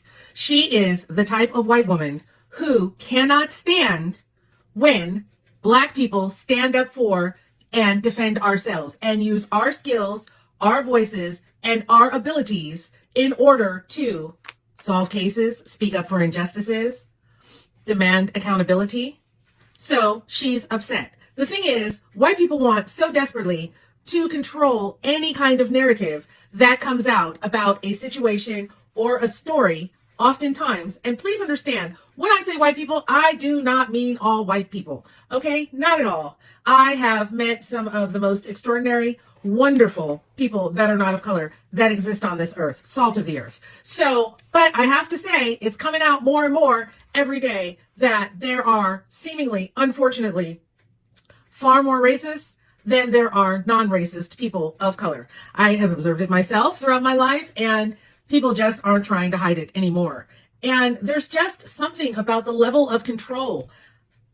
They often want desperately to control the narrative. They want to tell Black people what to think. This is what actually happened. This is what, oh, you are misunderstood. In other words, code for it. You're not smart enough to decode what's going on. Let me tell you what to think. Let me tell you what has actually occurred in said situation. And is that everything that y'all seeing in the chat? Is she busting that down, or is she busting that down?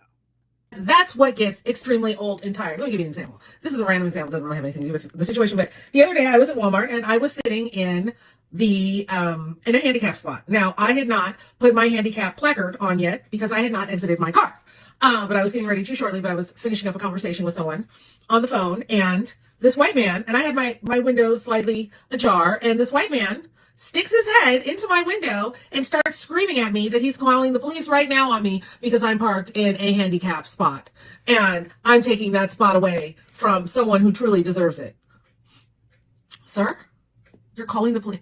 You're calling the police on me? You didn't want to find out any information. You didn't want to ask me any questions. Not that you have the right to. Just because you're white and I'm Black does not give you the right to police me.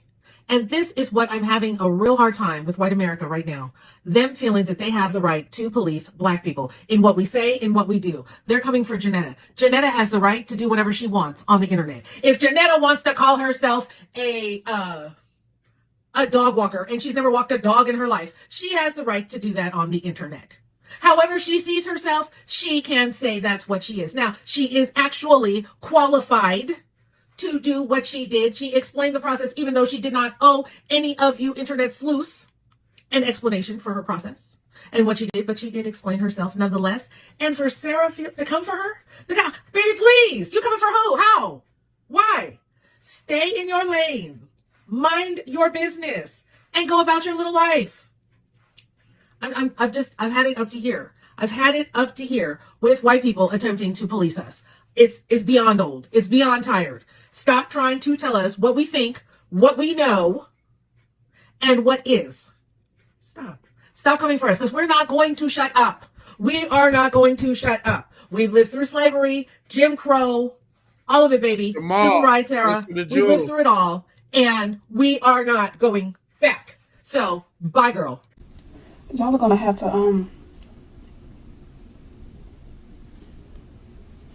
Now this is the wife of the engineer that cleaned up the audio. y'all are gonna have to just pardon my frustration, pardon my attitude and my energy right now. I'm gonna be as transparent as I possibly can. What I just saw Sarah J. Fields say in response to my wife, Janetta Brantley, doing what she can out of the kindness of her heart to help the Nolan's family has me livid. I want to be clear, and I'm sure Netta's going to comment on her own and speak for herself. Sarah, what you don't understand is that we fear nobody. And we are probably two of the most honest people that you will ever come across.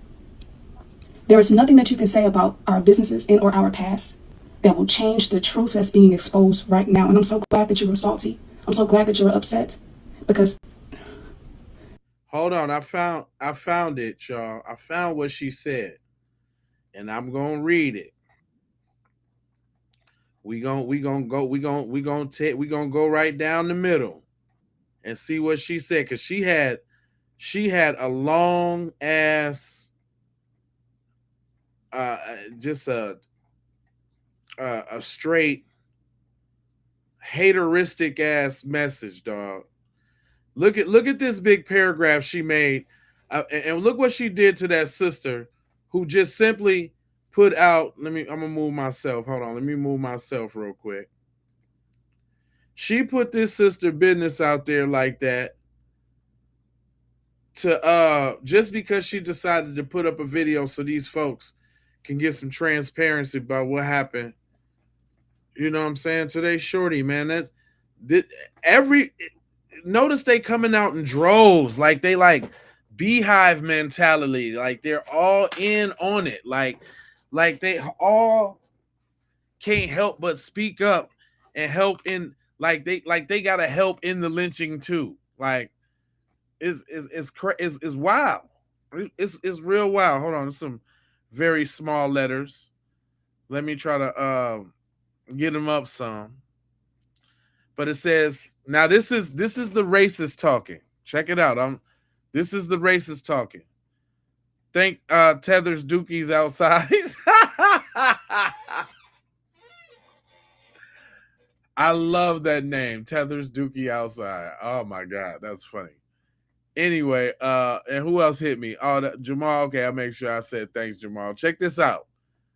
This is what she said. I mean, we're gonna run through this real quick. Meet Jeanette Bradley. She's a self-proclaimed audio engineer who took a raw boat distress call and enhanced it until people started hearing phrases like, "You killed him," and "Nolan, wake up." She has repeatedly accused Nolan Wells' friends of murdering him and has publicly called for his arrest. Her self-editing audio has now taken the internet by storm and has essentially become the dog whistle for people who were already targeting and harassing Nolan's young friends. Jeanette and her wife, Ashley, described themselves as serial entrepreneurs, filmmakers, holistic herbalists, social media influencers, and founders of Houston-based communities, so-called Audio Done Right. They also described their business as ADR School.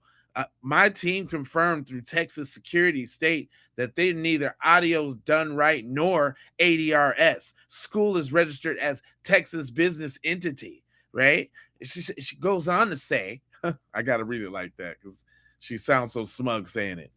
She goes on to say, my team has also discovered the SMART, S-M-A-R-T Vegan LLC, for which Jeanette Bradley is listed as a registered agent and inactive with the state, Texas State of Texas Security Estate. State records show that the entity franchise tax and involuntary ended, and its right to transact business in Texas has been forfeited. Despite that, products are still being offered for sale through the business website, raising obvious questions on whether the business is properly authorized to continue operating in Texas. Now, man, what the hell does that got to do with her fixing this goddamn audio? What that got to do with that, shorty? What that got to do with that, shorty? What that got to do with that?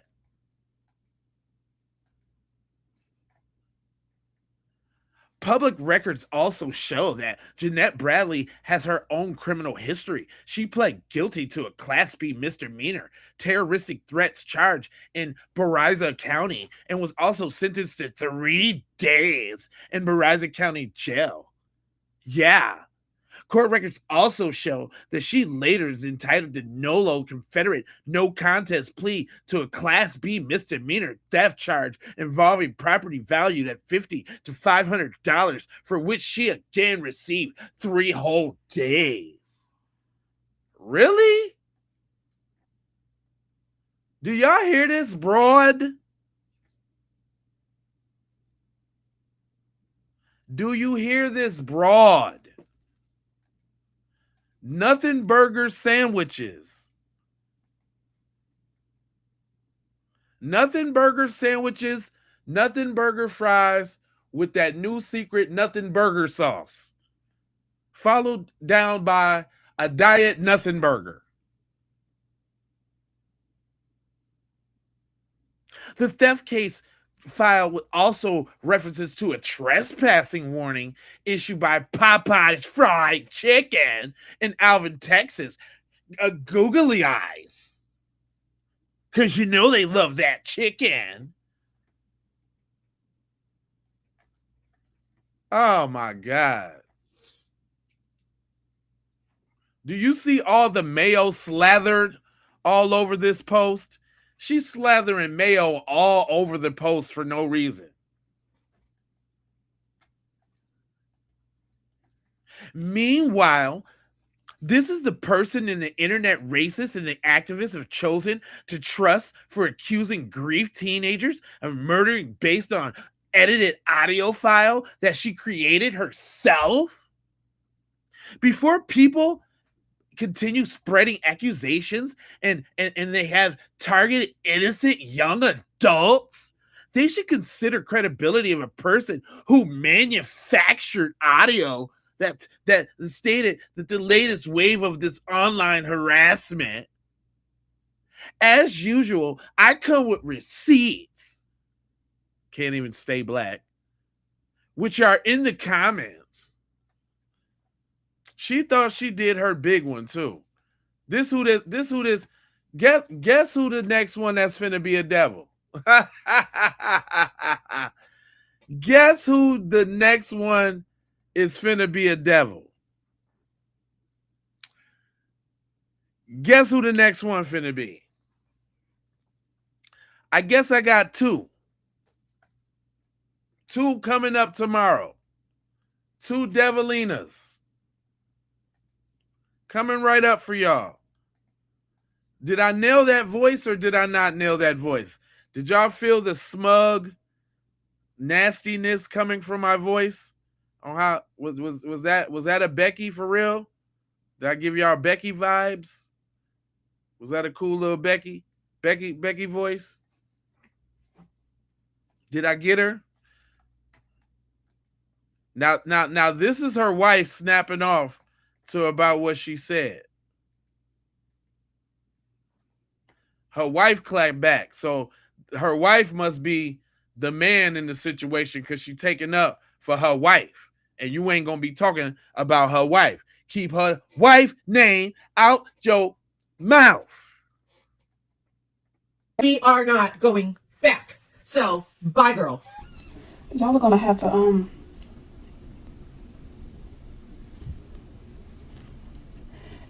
to just pardon my frustration, pardon my attitude and my energy right now. Because you're trying to be a poised man. I get you, bruh.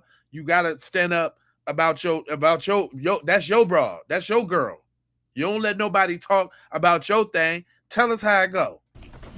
I'm gonna be as transparent as I possibly can. All right now, all right. What I just saw Sarah J. Fields say in response to my wife, Janetta Brantley, doing what she can out of the kindness of her heart to help the Nolan's family has me livid. Livid, bruh? I want to be clear, and I'm sure Netta's going to She want to be clear. Crystal. Comment on her own and speak for herself. Sarah, what you don't understand is that we fear nobody. And we are probably two of the most honest people. Now, what she's saying in Black Talk is, my heart don't pump no Kool-Aid ninja. I come through and air this out. I don't play that about my gal, man, about my old lady. That's what she really meant to say. Go ahead. That you will ever come across. There is nothing that you can say about our businesses and or our past that will change the truth that's being exposed right now. And I'm so glad that you were salty. I'm so glad that you were upset. Basically, what she's saying is you can run your mouth about my business all you want to. You ain't going to be satisfied till I run my fist across your jawline. And run and tell that. Go ahead. Because people like you deserve to lose. Another clarification, because what lying people like to do is try to shift the goalposts. My wife never claimed to be a professional audio investigator, crime investigator, or anything like that. What's so Right. beautiful about what she did was she's an average person, just like me and you, because I know you think that you're not, but just like me and you, she's the average citizen who is concerned about a case to which another innocent black male has been slain and wanted to do what she could to help as an audio engineer in the entertainment industry. Basically, what she said was, my wife know what the she doing. Don't you ever question my wife. You can't never get on our level, biatch.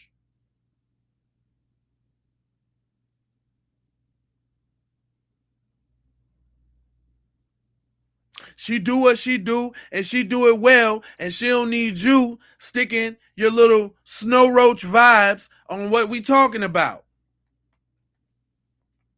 Go ahead, tell him, sis, sister, bruh. Not once did she ever claim to be a professional forensics investigator. Not once did she claim that she did any forensic work. What she claimed was that as an audio engineer, she did what she knew how to do, what she's been doing for her. She been doing this. She ain't new to this, she true to this. And you need to put some respect on her name. Keep my wife's name out your mouth before it be something. That's what she really saying. Her entire career, in which was cleaning up audio to where things that were not initially able to be heard were now heard. Don't get mad because she can do something you could never dream about doing. I see the jealousy in your heart.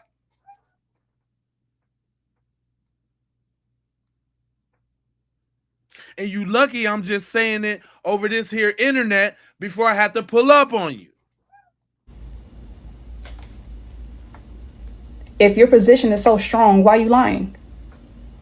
And if you think that you're about to bully us from telling the truth and from continuing to share and stand for the justice for the Nolan family, and not just Nolan, but also Carmelo, you are grossly mistaken.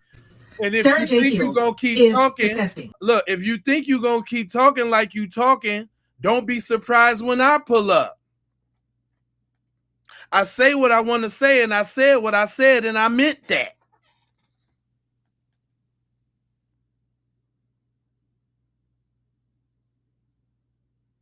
Straight like that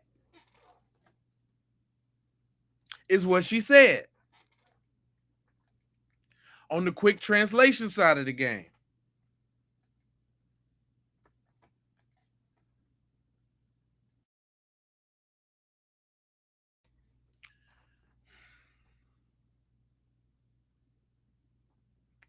I'm just saying, she chosen.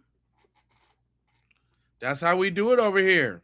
Hit that like and subscribe. Make sure you put on, y'all got to put on them bells for notifications now. So y'all can hop on in when I get on in here. I usually go live every day around, if I do one in a day, it's around like 12 o'clock. But I'm for sure in the dough around 3 to 5 o'clock. Around that time, 3, 5 o'clock, something like that. I'm in the dough. I might even have to do a late night taste like tonight. Just had to get on in here and spin a bin real quick.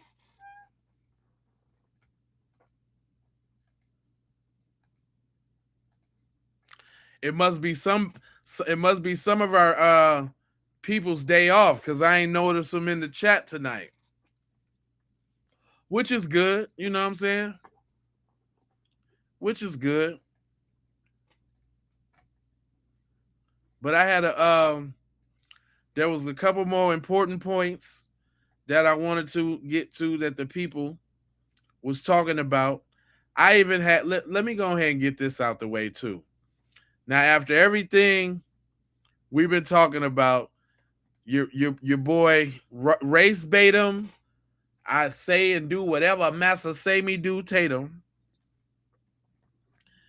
He comes up with the follow-up after the videos is out. Listen to this. What I was told, and you guys, please take in consideration that It's reliable sources. However, the only way to prove the truth in this is if I see it with my own eyes, if the law enforcement have the investigation of this, and also when the toxicology results come out. But people are messaging me and telling me that there is heavy drinking and there's cocaine involved. And there's a particular person whom I know this person's name. I'm not going to disclose it. I'm going to go to the police first. And then. Oh, so you wasn't saying that during the interview, Buster. Now all of a sudden there's some drugs involved. All of a sudden. All of a sudden. I will disclose it if it doesn't interfere in the investigation. What? But this person allegedly. It's information. If you trying to help your boys out, why ain't you telling? Involved. And there's a particular person whom I know this person's name. I'm not going to disclose it. I'm going to go to the police first. And then I will disclose it if it doesn't interfere in the investigation. But this person allegedly was offering people cocaine, and someone close to Nolan, one of his friends, told me that this person was offered cocaine and rejected it from this person. And I was also told, and this person told me that it's over 100% chance that Nolan was using cocaine during this period of time. This person said it was 150% sure that when the toxicology comes back. Now, wait a minute, y'all. Hold on now. I know some of y'all say get out of here, right? But don't y'all remember I said that somebody might have gave Nolan the Fent pack? I was a little out there a little bit, but he's still telling. Okay, so somebody offered him cocaine and he didn't take it? No, because that's what it is. He didn't take it and they got to fighting because they thought he was too good. Or you the star athlete, or you don't use drugs, or you got Katie, or what you think you too good. I could see that though. I could see that. I could see that though. See, you got to dig in between the lines. They think they saying something else. Cause check this out. If they all in it, it wouldn't be nothing for the medical examiner to come back and say they got any type of drug in the system. They could do that. You think they don't got dirty sample laying around for the occasion? And guess what? If so, all right, fine. Nolan was Tony Montana. Fine. Nolan walked around with a brick on him. Great. Still, he was on that boat when he took a bump and died, and y'all didn't do nothing. Fine. Great. You can have it. Y'all still didn't do nothing.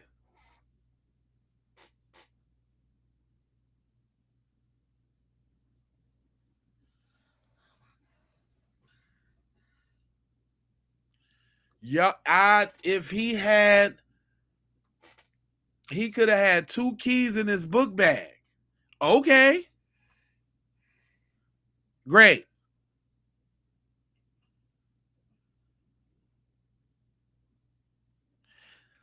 The funny thing, they keep trying to spin different scenarios, but it's all still leading to y'all didn't do what y'all supposed to do. No matter what you say.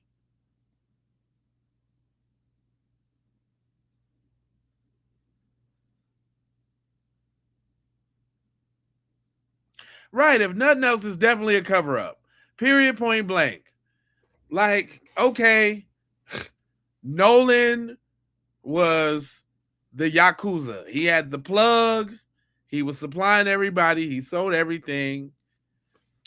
on this day, no other day, the 4th of July, he gets so high that he blacks out. He gets a heart attack. He, whatever. Okay. That happened on the boat, and y'all left him for dead. Cool.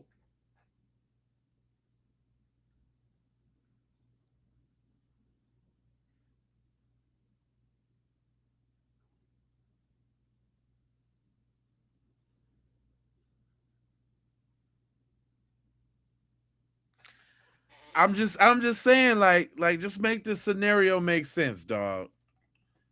Yeah, it's a lot of holes. So now he got too high off of coke, and y'all kicked him over the side of the boat, and he drowned and floated up on the. Okay, they still did something. Oh, he hit the whole cocaine, and they went and hid the body and dumped it later. He still did something.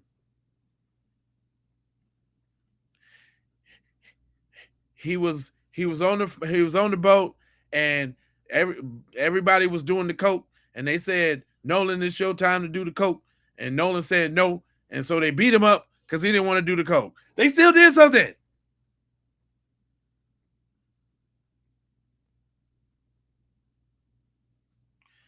Y'all can't flip and twist and spin this one. And Mr. Race Baiting right here ain't helping. That Nolan will have cocaine in his system. Now, again, taking into consideration, this is somebody telling me this. I'm not saying it's me. I'm not saying it. I'm not able to verify it. But from the sources that... Then why are you saying it? What are you talking for? Why are you saying it with so much conviction?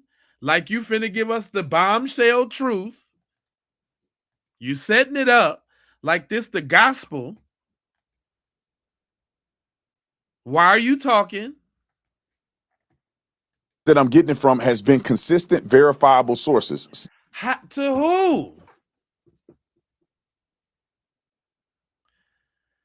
How's it consistent, verifiable sources, but you can't verify it? This ninja just be talking the talk, man. He is one smart dummy. He's a double speak. Did you hear what he said? I can't verify it, but it's consistently verified. I'm telling you now. Thus far, and hadn't been wrong about nothing. You and all the information that you have said so far, sir, you've been wrong about quite a few things.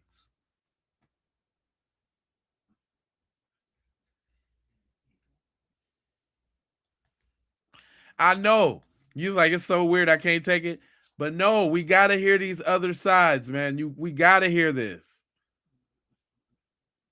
Bottle of whiskey in the background, right? You got to hear this.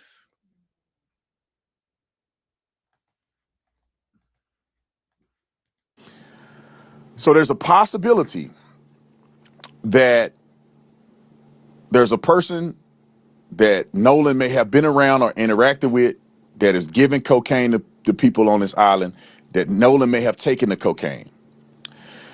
And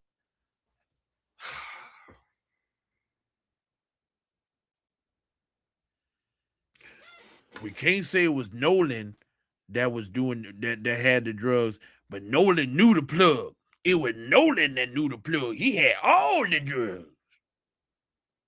That right. Kilo, half ounces, grams. Nolan had it all.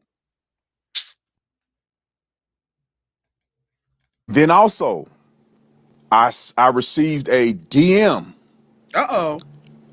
From someone DMing another person. So I got a DM from somebody that DM somebody. I got a DM from the DM now. Now I'm trying to leave these names out because I really don't know what I'm talking about. I'm trying to just explain for the white boys. I want to not mess this investigation up. Nigga, you done that already. think law enforcement already have this. You done that thoroughly already. Matter of fact, you know what, y'all? We need to give Race Batum Tatum a round of applause. I know y'all like, damn, Jay, you tripping. No. If he wouldn't have done this interview, we wouldn't have had all these jewels. He is helping the black community unintentionally, thinking he clowning the black community, thinking he hurting the black community. He has helped tremendously, y'all. I mean, this guy's a modern day saint. This guy has helped quite a bit.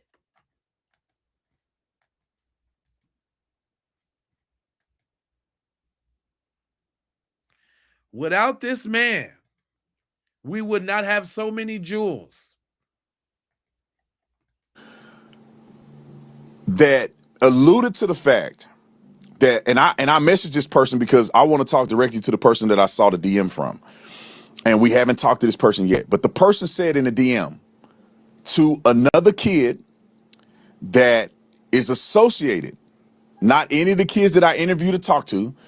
Now we got another kid now. This ain't nobody y'all heard from and talked to now.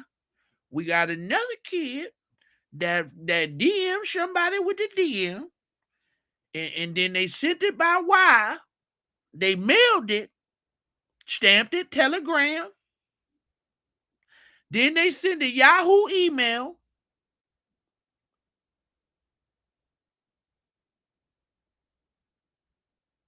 It said you got mail, and then boom, there we go. We know now.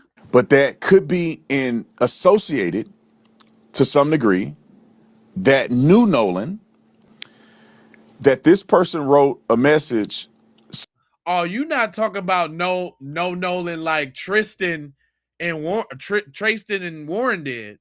You're not talking about know him like that. You talking about a DM from a DM that somebody. So basically, somebody just went to the school. Because I know you're not talking about like they knew him.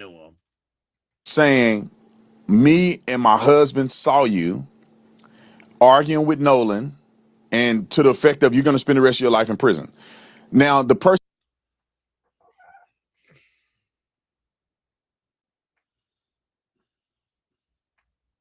You got to give it to him, though. He know how to put some content together, though.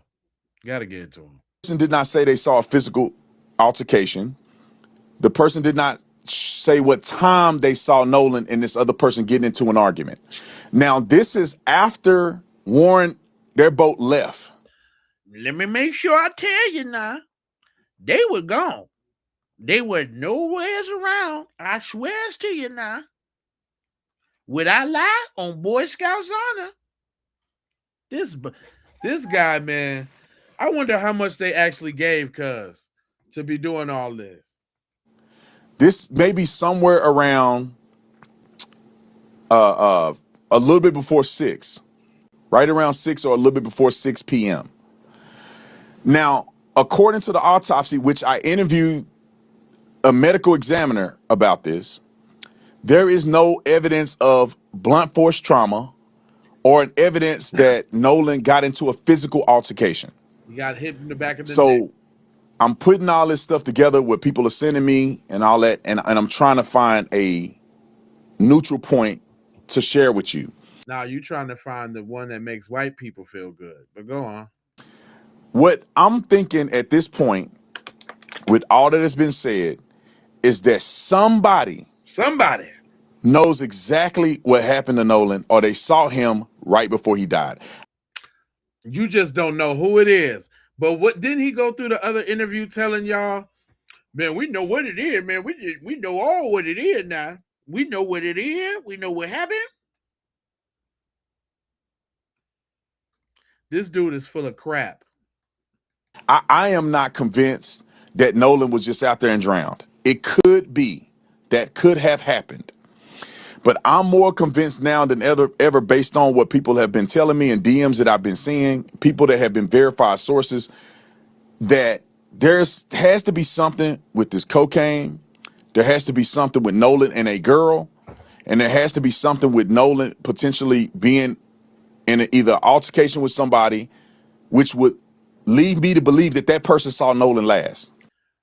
Okay, now I don't know if Officer Tatum Nuts is noted he's doing this, but he is definitely setting up that sacrifice. Yep. He's definitely setting up the fact that them boys led him to his doom. Now, come on now. And guess what? And guess what that still say, y'all? Guess what that still say? They did something. Now they trying to say that they ain't have nothing to do with it. Cool. Cool. That's cool. All right. That's fine. Then it was y'all job. Yeah, Nolan Nino Brown now. Right. I built this. It's the Carter. If I'm going down, somebody going down with me. So, okay. All right, y'all. So they trying hard as a mug to get us to believe that Warren and them, everybody left the boat. All 30 of them on all 3 boats left and don't know nobody know what happened to Nolan after they seen him all cradled up with Katie. That's what they want us to believe, y'all. I mean, because I'm just saying, let's just get to the nitty. The nitty is they want us to believe that Nolan was left on Horn Island with 2 keys and a 24 pack of Modelo. Nolan was on the beach in the sand with a mirror on his lap and a McDonald's straw and a 24 pack of Modelo. Talking about, go ahead. I'ma just stay here. I'll swim back later.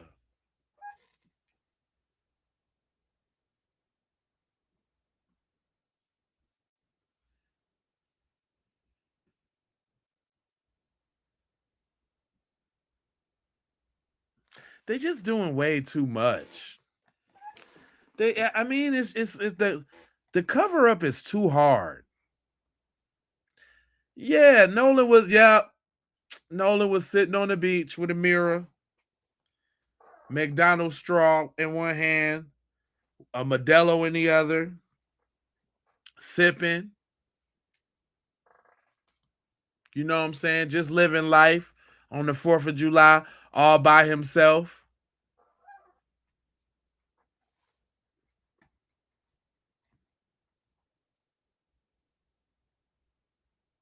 Yeah, I'll run this. Yep. He was on sitting on his throne. I'll run this. And you know how we know that's not true? You know how we know that's not true? Let me tell y'all how we know that's not true.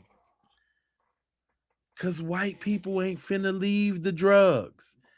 We know that's not true because white people are not going to leave the drugs. Let me say it again. The white people ain't gonna leave the drugs. There's no way they would have left Nolan if he had the pack. If you know white people, they do all the drugs. They've done more drugs than you've ever seen somebody do. White people do the kind of drugs that if you did, you would die immediately. Immediately, especially cocaine. Especially powder. They left the powder.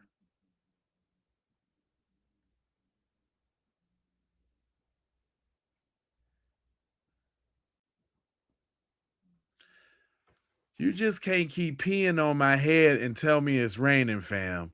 You're not going to tell me that they left the yayo, the fent ball. No.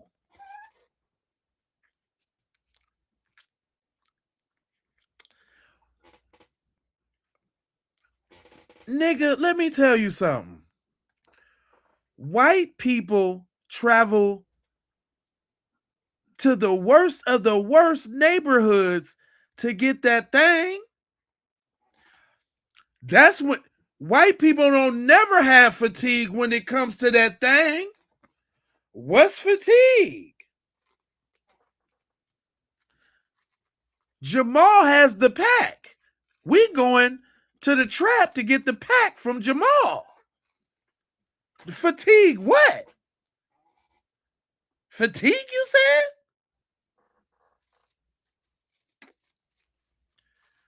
What fatigue was you for? What black people? I love black people. Matter of fact, I'm finna really mess y'all up. Y'all ready? Y'all ready for something you never thought about? When they say they got black friends, it's not Nolan. It's the dealer. Dun dun dun. It's the dealer that they're talking about. It's not dudes like Nolan.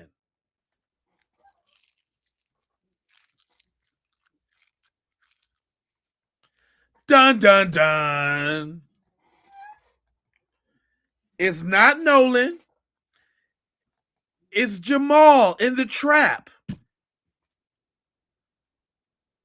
Crap, man, he's a little high, but he always has some good stuff. Because it's the special 8.5 tax. They get the special envelope tax. Everybody knows about the envelope tax.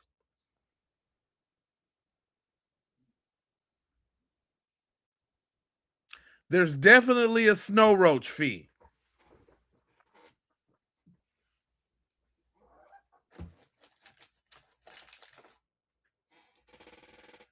How come they ain't never scared to go down there to the trap and get that yap?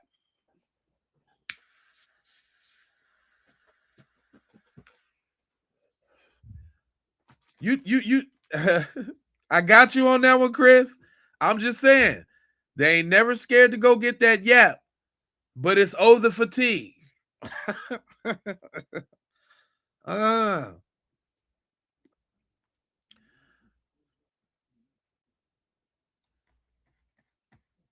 just saying.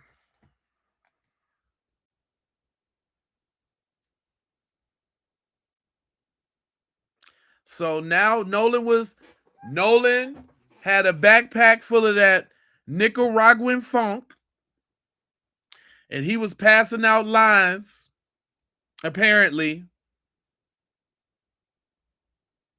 carrying around a whole keg of Modelo.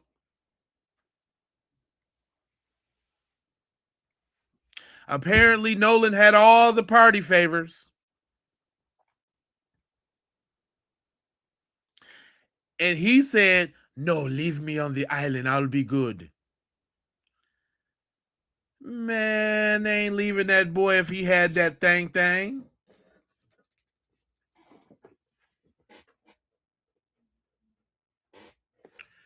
If he had that thing, Nolan was their best buddy. We wouldn't even be talking about this. You know what would have saved Nolan? If he had some of that thing?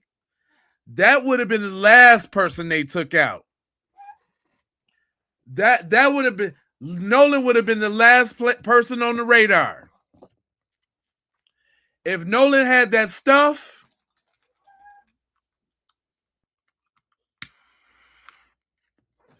let me tell you.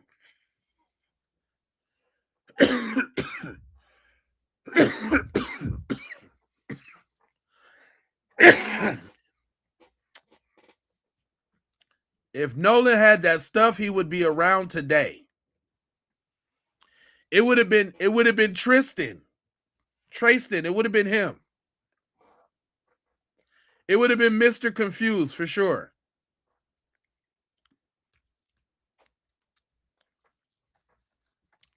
Yeah, he'd be chilling right now. Living his best life. Hell yeah, he would have been VIP. They would have hoisted him up on his shoulders. They would have been walking him all around and Nolan, Nolan, Nolan.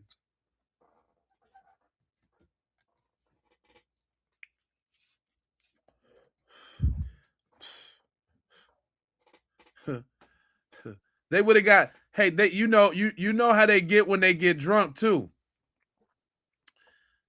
When they get drunk, they would have got drunk and got to testifying. Like, Nolan, man, that's my boy, man. Nolan's my bro, man. You can do whatever you want, bro, but you're not gonna touch Nolan, bro. You're not gonna touch him. Not Nolan. You're not gonna touch Nolan, bro.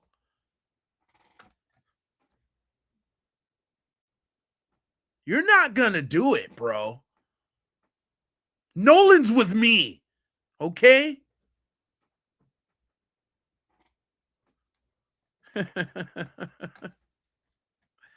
I'm telling y'all how this would have went.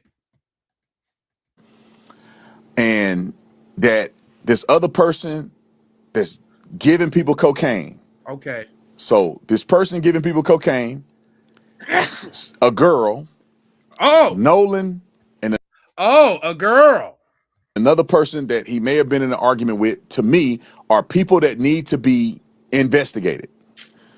And I can say more, but I'm trying not to get But you lied. anything messed up in this case because I want justice for Nolan and I want the boys that weren't involved in this to not get caught up in stupidity. So just so you guys know, I know the names of the cocaine person. I believe I know who the girl is. And I know the name of the person that may have been in an argument with Nolan. Let me guess, you coming out with it on the show, and we need to stay tuned for your show.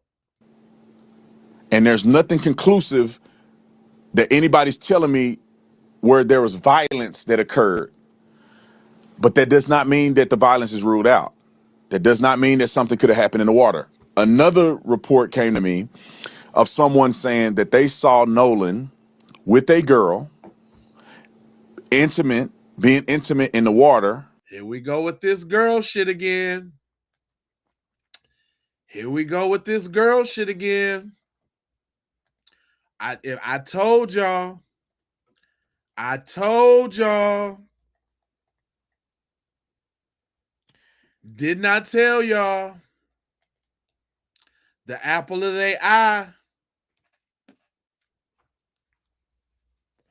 The apple of their eye. I don't know how she keep coming up. It was a girl. Where it caught their attention, and they believed that they saw Nolan and this girl struggling in the water. Oh, no.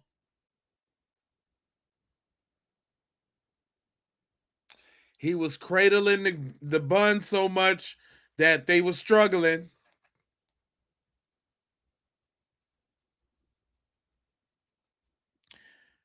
They was cradling. There was too much cradling. They was struggling. Not necessarily drowning, but struggling. Like it was obvious enough that the person was concerned when they saw Nolan in the water, and he was with this girl. And that the person explicitly said that they were being intimate, which I don't know what that means as far as just kissing, hugging, cuddling, or something else. But that's what has been told to me.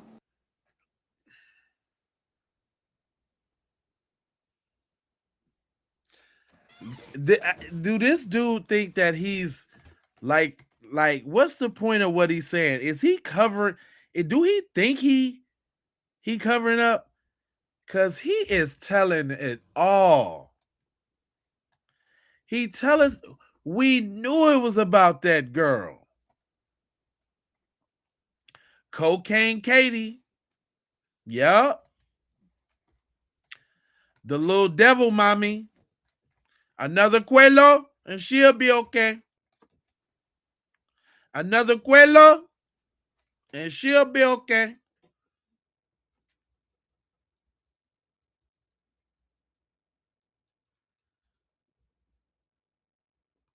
Yeah, they was in the salt water getting it in. Yep. I told y'all. Did not tell y'all they was moving funny in that salt water. He was caressing them mayo buns for sure. I told you. I told you. The mayo buns was being destroyed in the water. Destroyed.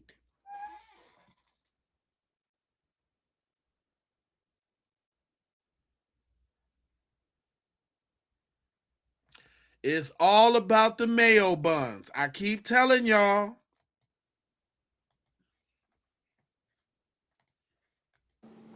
And these sources have been, the sources I think have been legitimized, but what they're saying, I haven't been able to verify. This is just someone saying this, and I'm telling you what I'm hearing. So when the toxicology come back, if there's cocaine in the system, to me, that will validate that these people that have been telling me this are being accurate.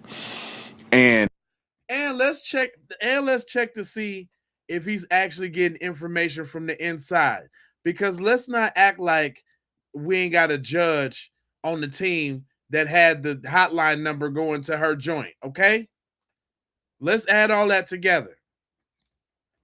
And like I said, somebody really close to Nolan made mention that they're almost 100% sure that he may have been partaking in the use of cocaine.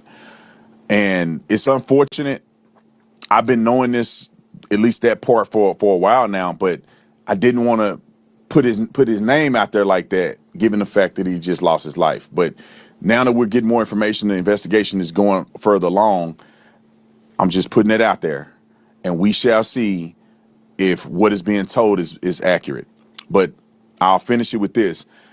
I'm leaning more towards believing that somebody directly saw Nolan and know how Nolan died.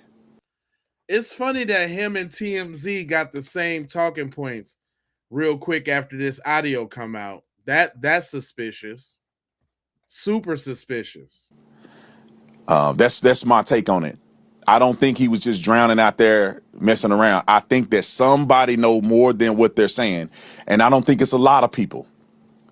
I think it's a few people that were last on the island with Nolan that know what happened, that seen what happened, or may have knowledge of something that will lead police in the right direction to find out exactly what happened.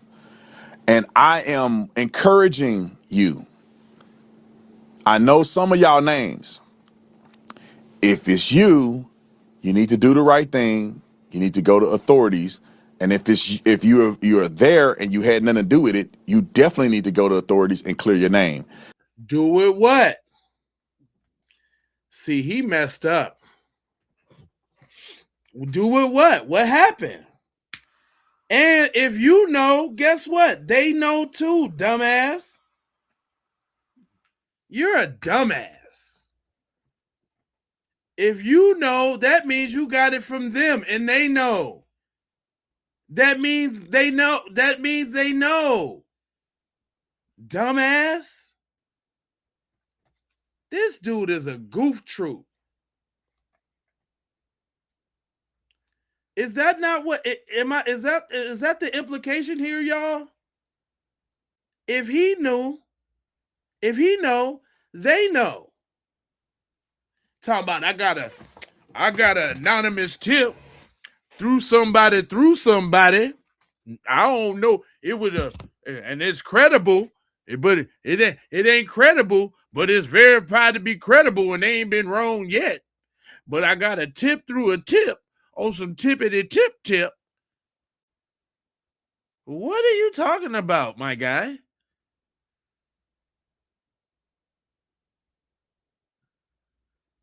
You're telling it all, Dumbo. Thank you again. This guy, this guy, he's ruining it. And this is an active investigation. Ain't you a cop?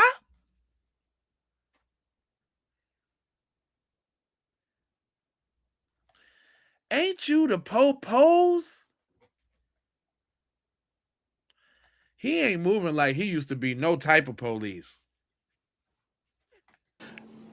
I'll say this: some of these people may have already gone to authorities. I don't know. The authorities won't tell me who they interviewed, so we'll go to that next step when it comes. I want to address Judge Mathis. But hold on. You don't want to. He didn't even make no sense, y'all. He ain't make no sense. No, not at all. If y'all thought that made sense, do you think that made any lick of sense? I don't think so.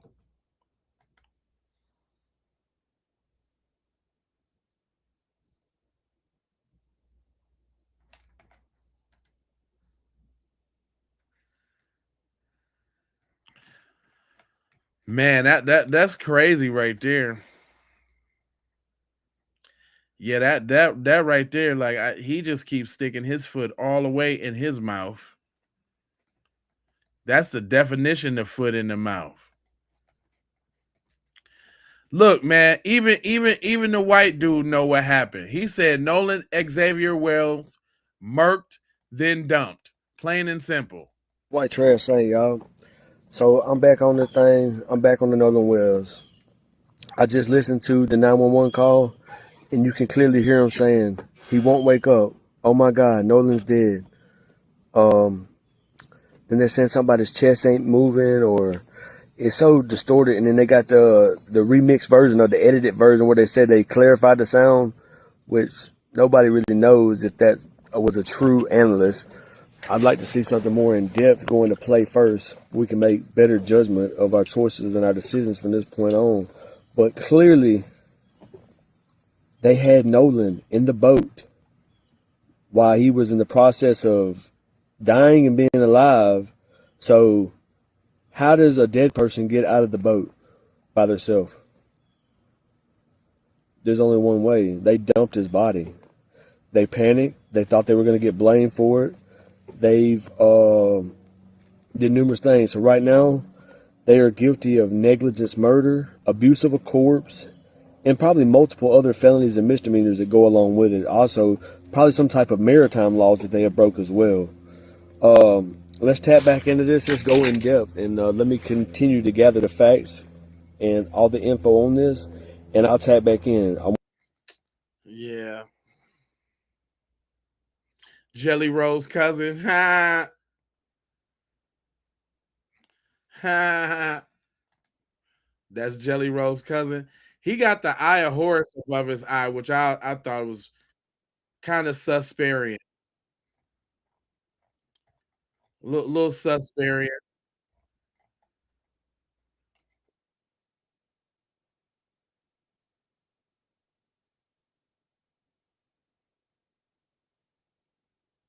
You know what I'm saying?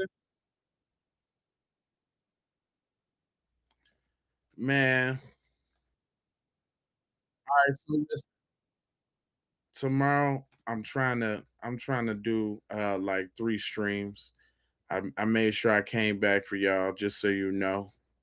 I don't want to hold you, but I'm emoji, fold you, and scold you about being on code, and you know I got 4 words for you. If you're new here, I need you to go ahead and subscribe for the vibes, like for the spike, comment your vomit, share if you care about getting black empowerment everywhere.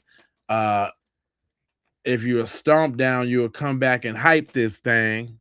You get 3 hypes a week. You can spend one with me and get some of this black empowerment into the hype because they don't be pushing these kind of messages, you know. Also, Make sure y'all hit them bells for notifications so you know when I go live. And if you really want to support the channel, Jules and all of that is good. But the best thing you can do is be on the landscape view of the broadcast. So right now, if you're watching it and you got the chat below and the pictures above, that's the portrait. That's probably how you came in. But once you come in, you got to go over to the landscape view, because they pay different on that, and that's a great way to support the channel, and I'd appreciate it. Don't forget that we got t-shirts on deck. Go to the link is in the description for those. Say it with your chest. We got all type of dope shirts on deck, and then we also got the on code arsenal. You know what I'm saying? Full of goodies.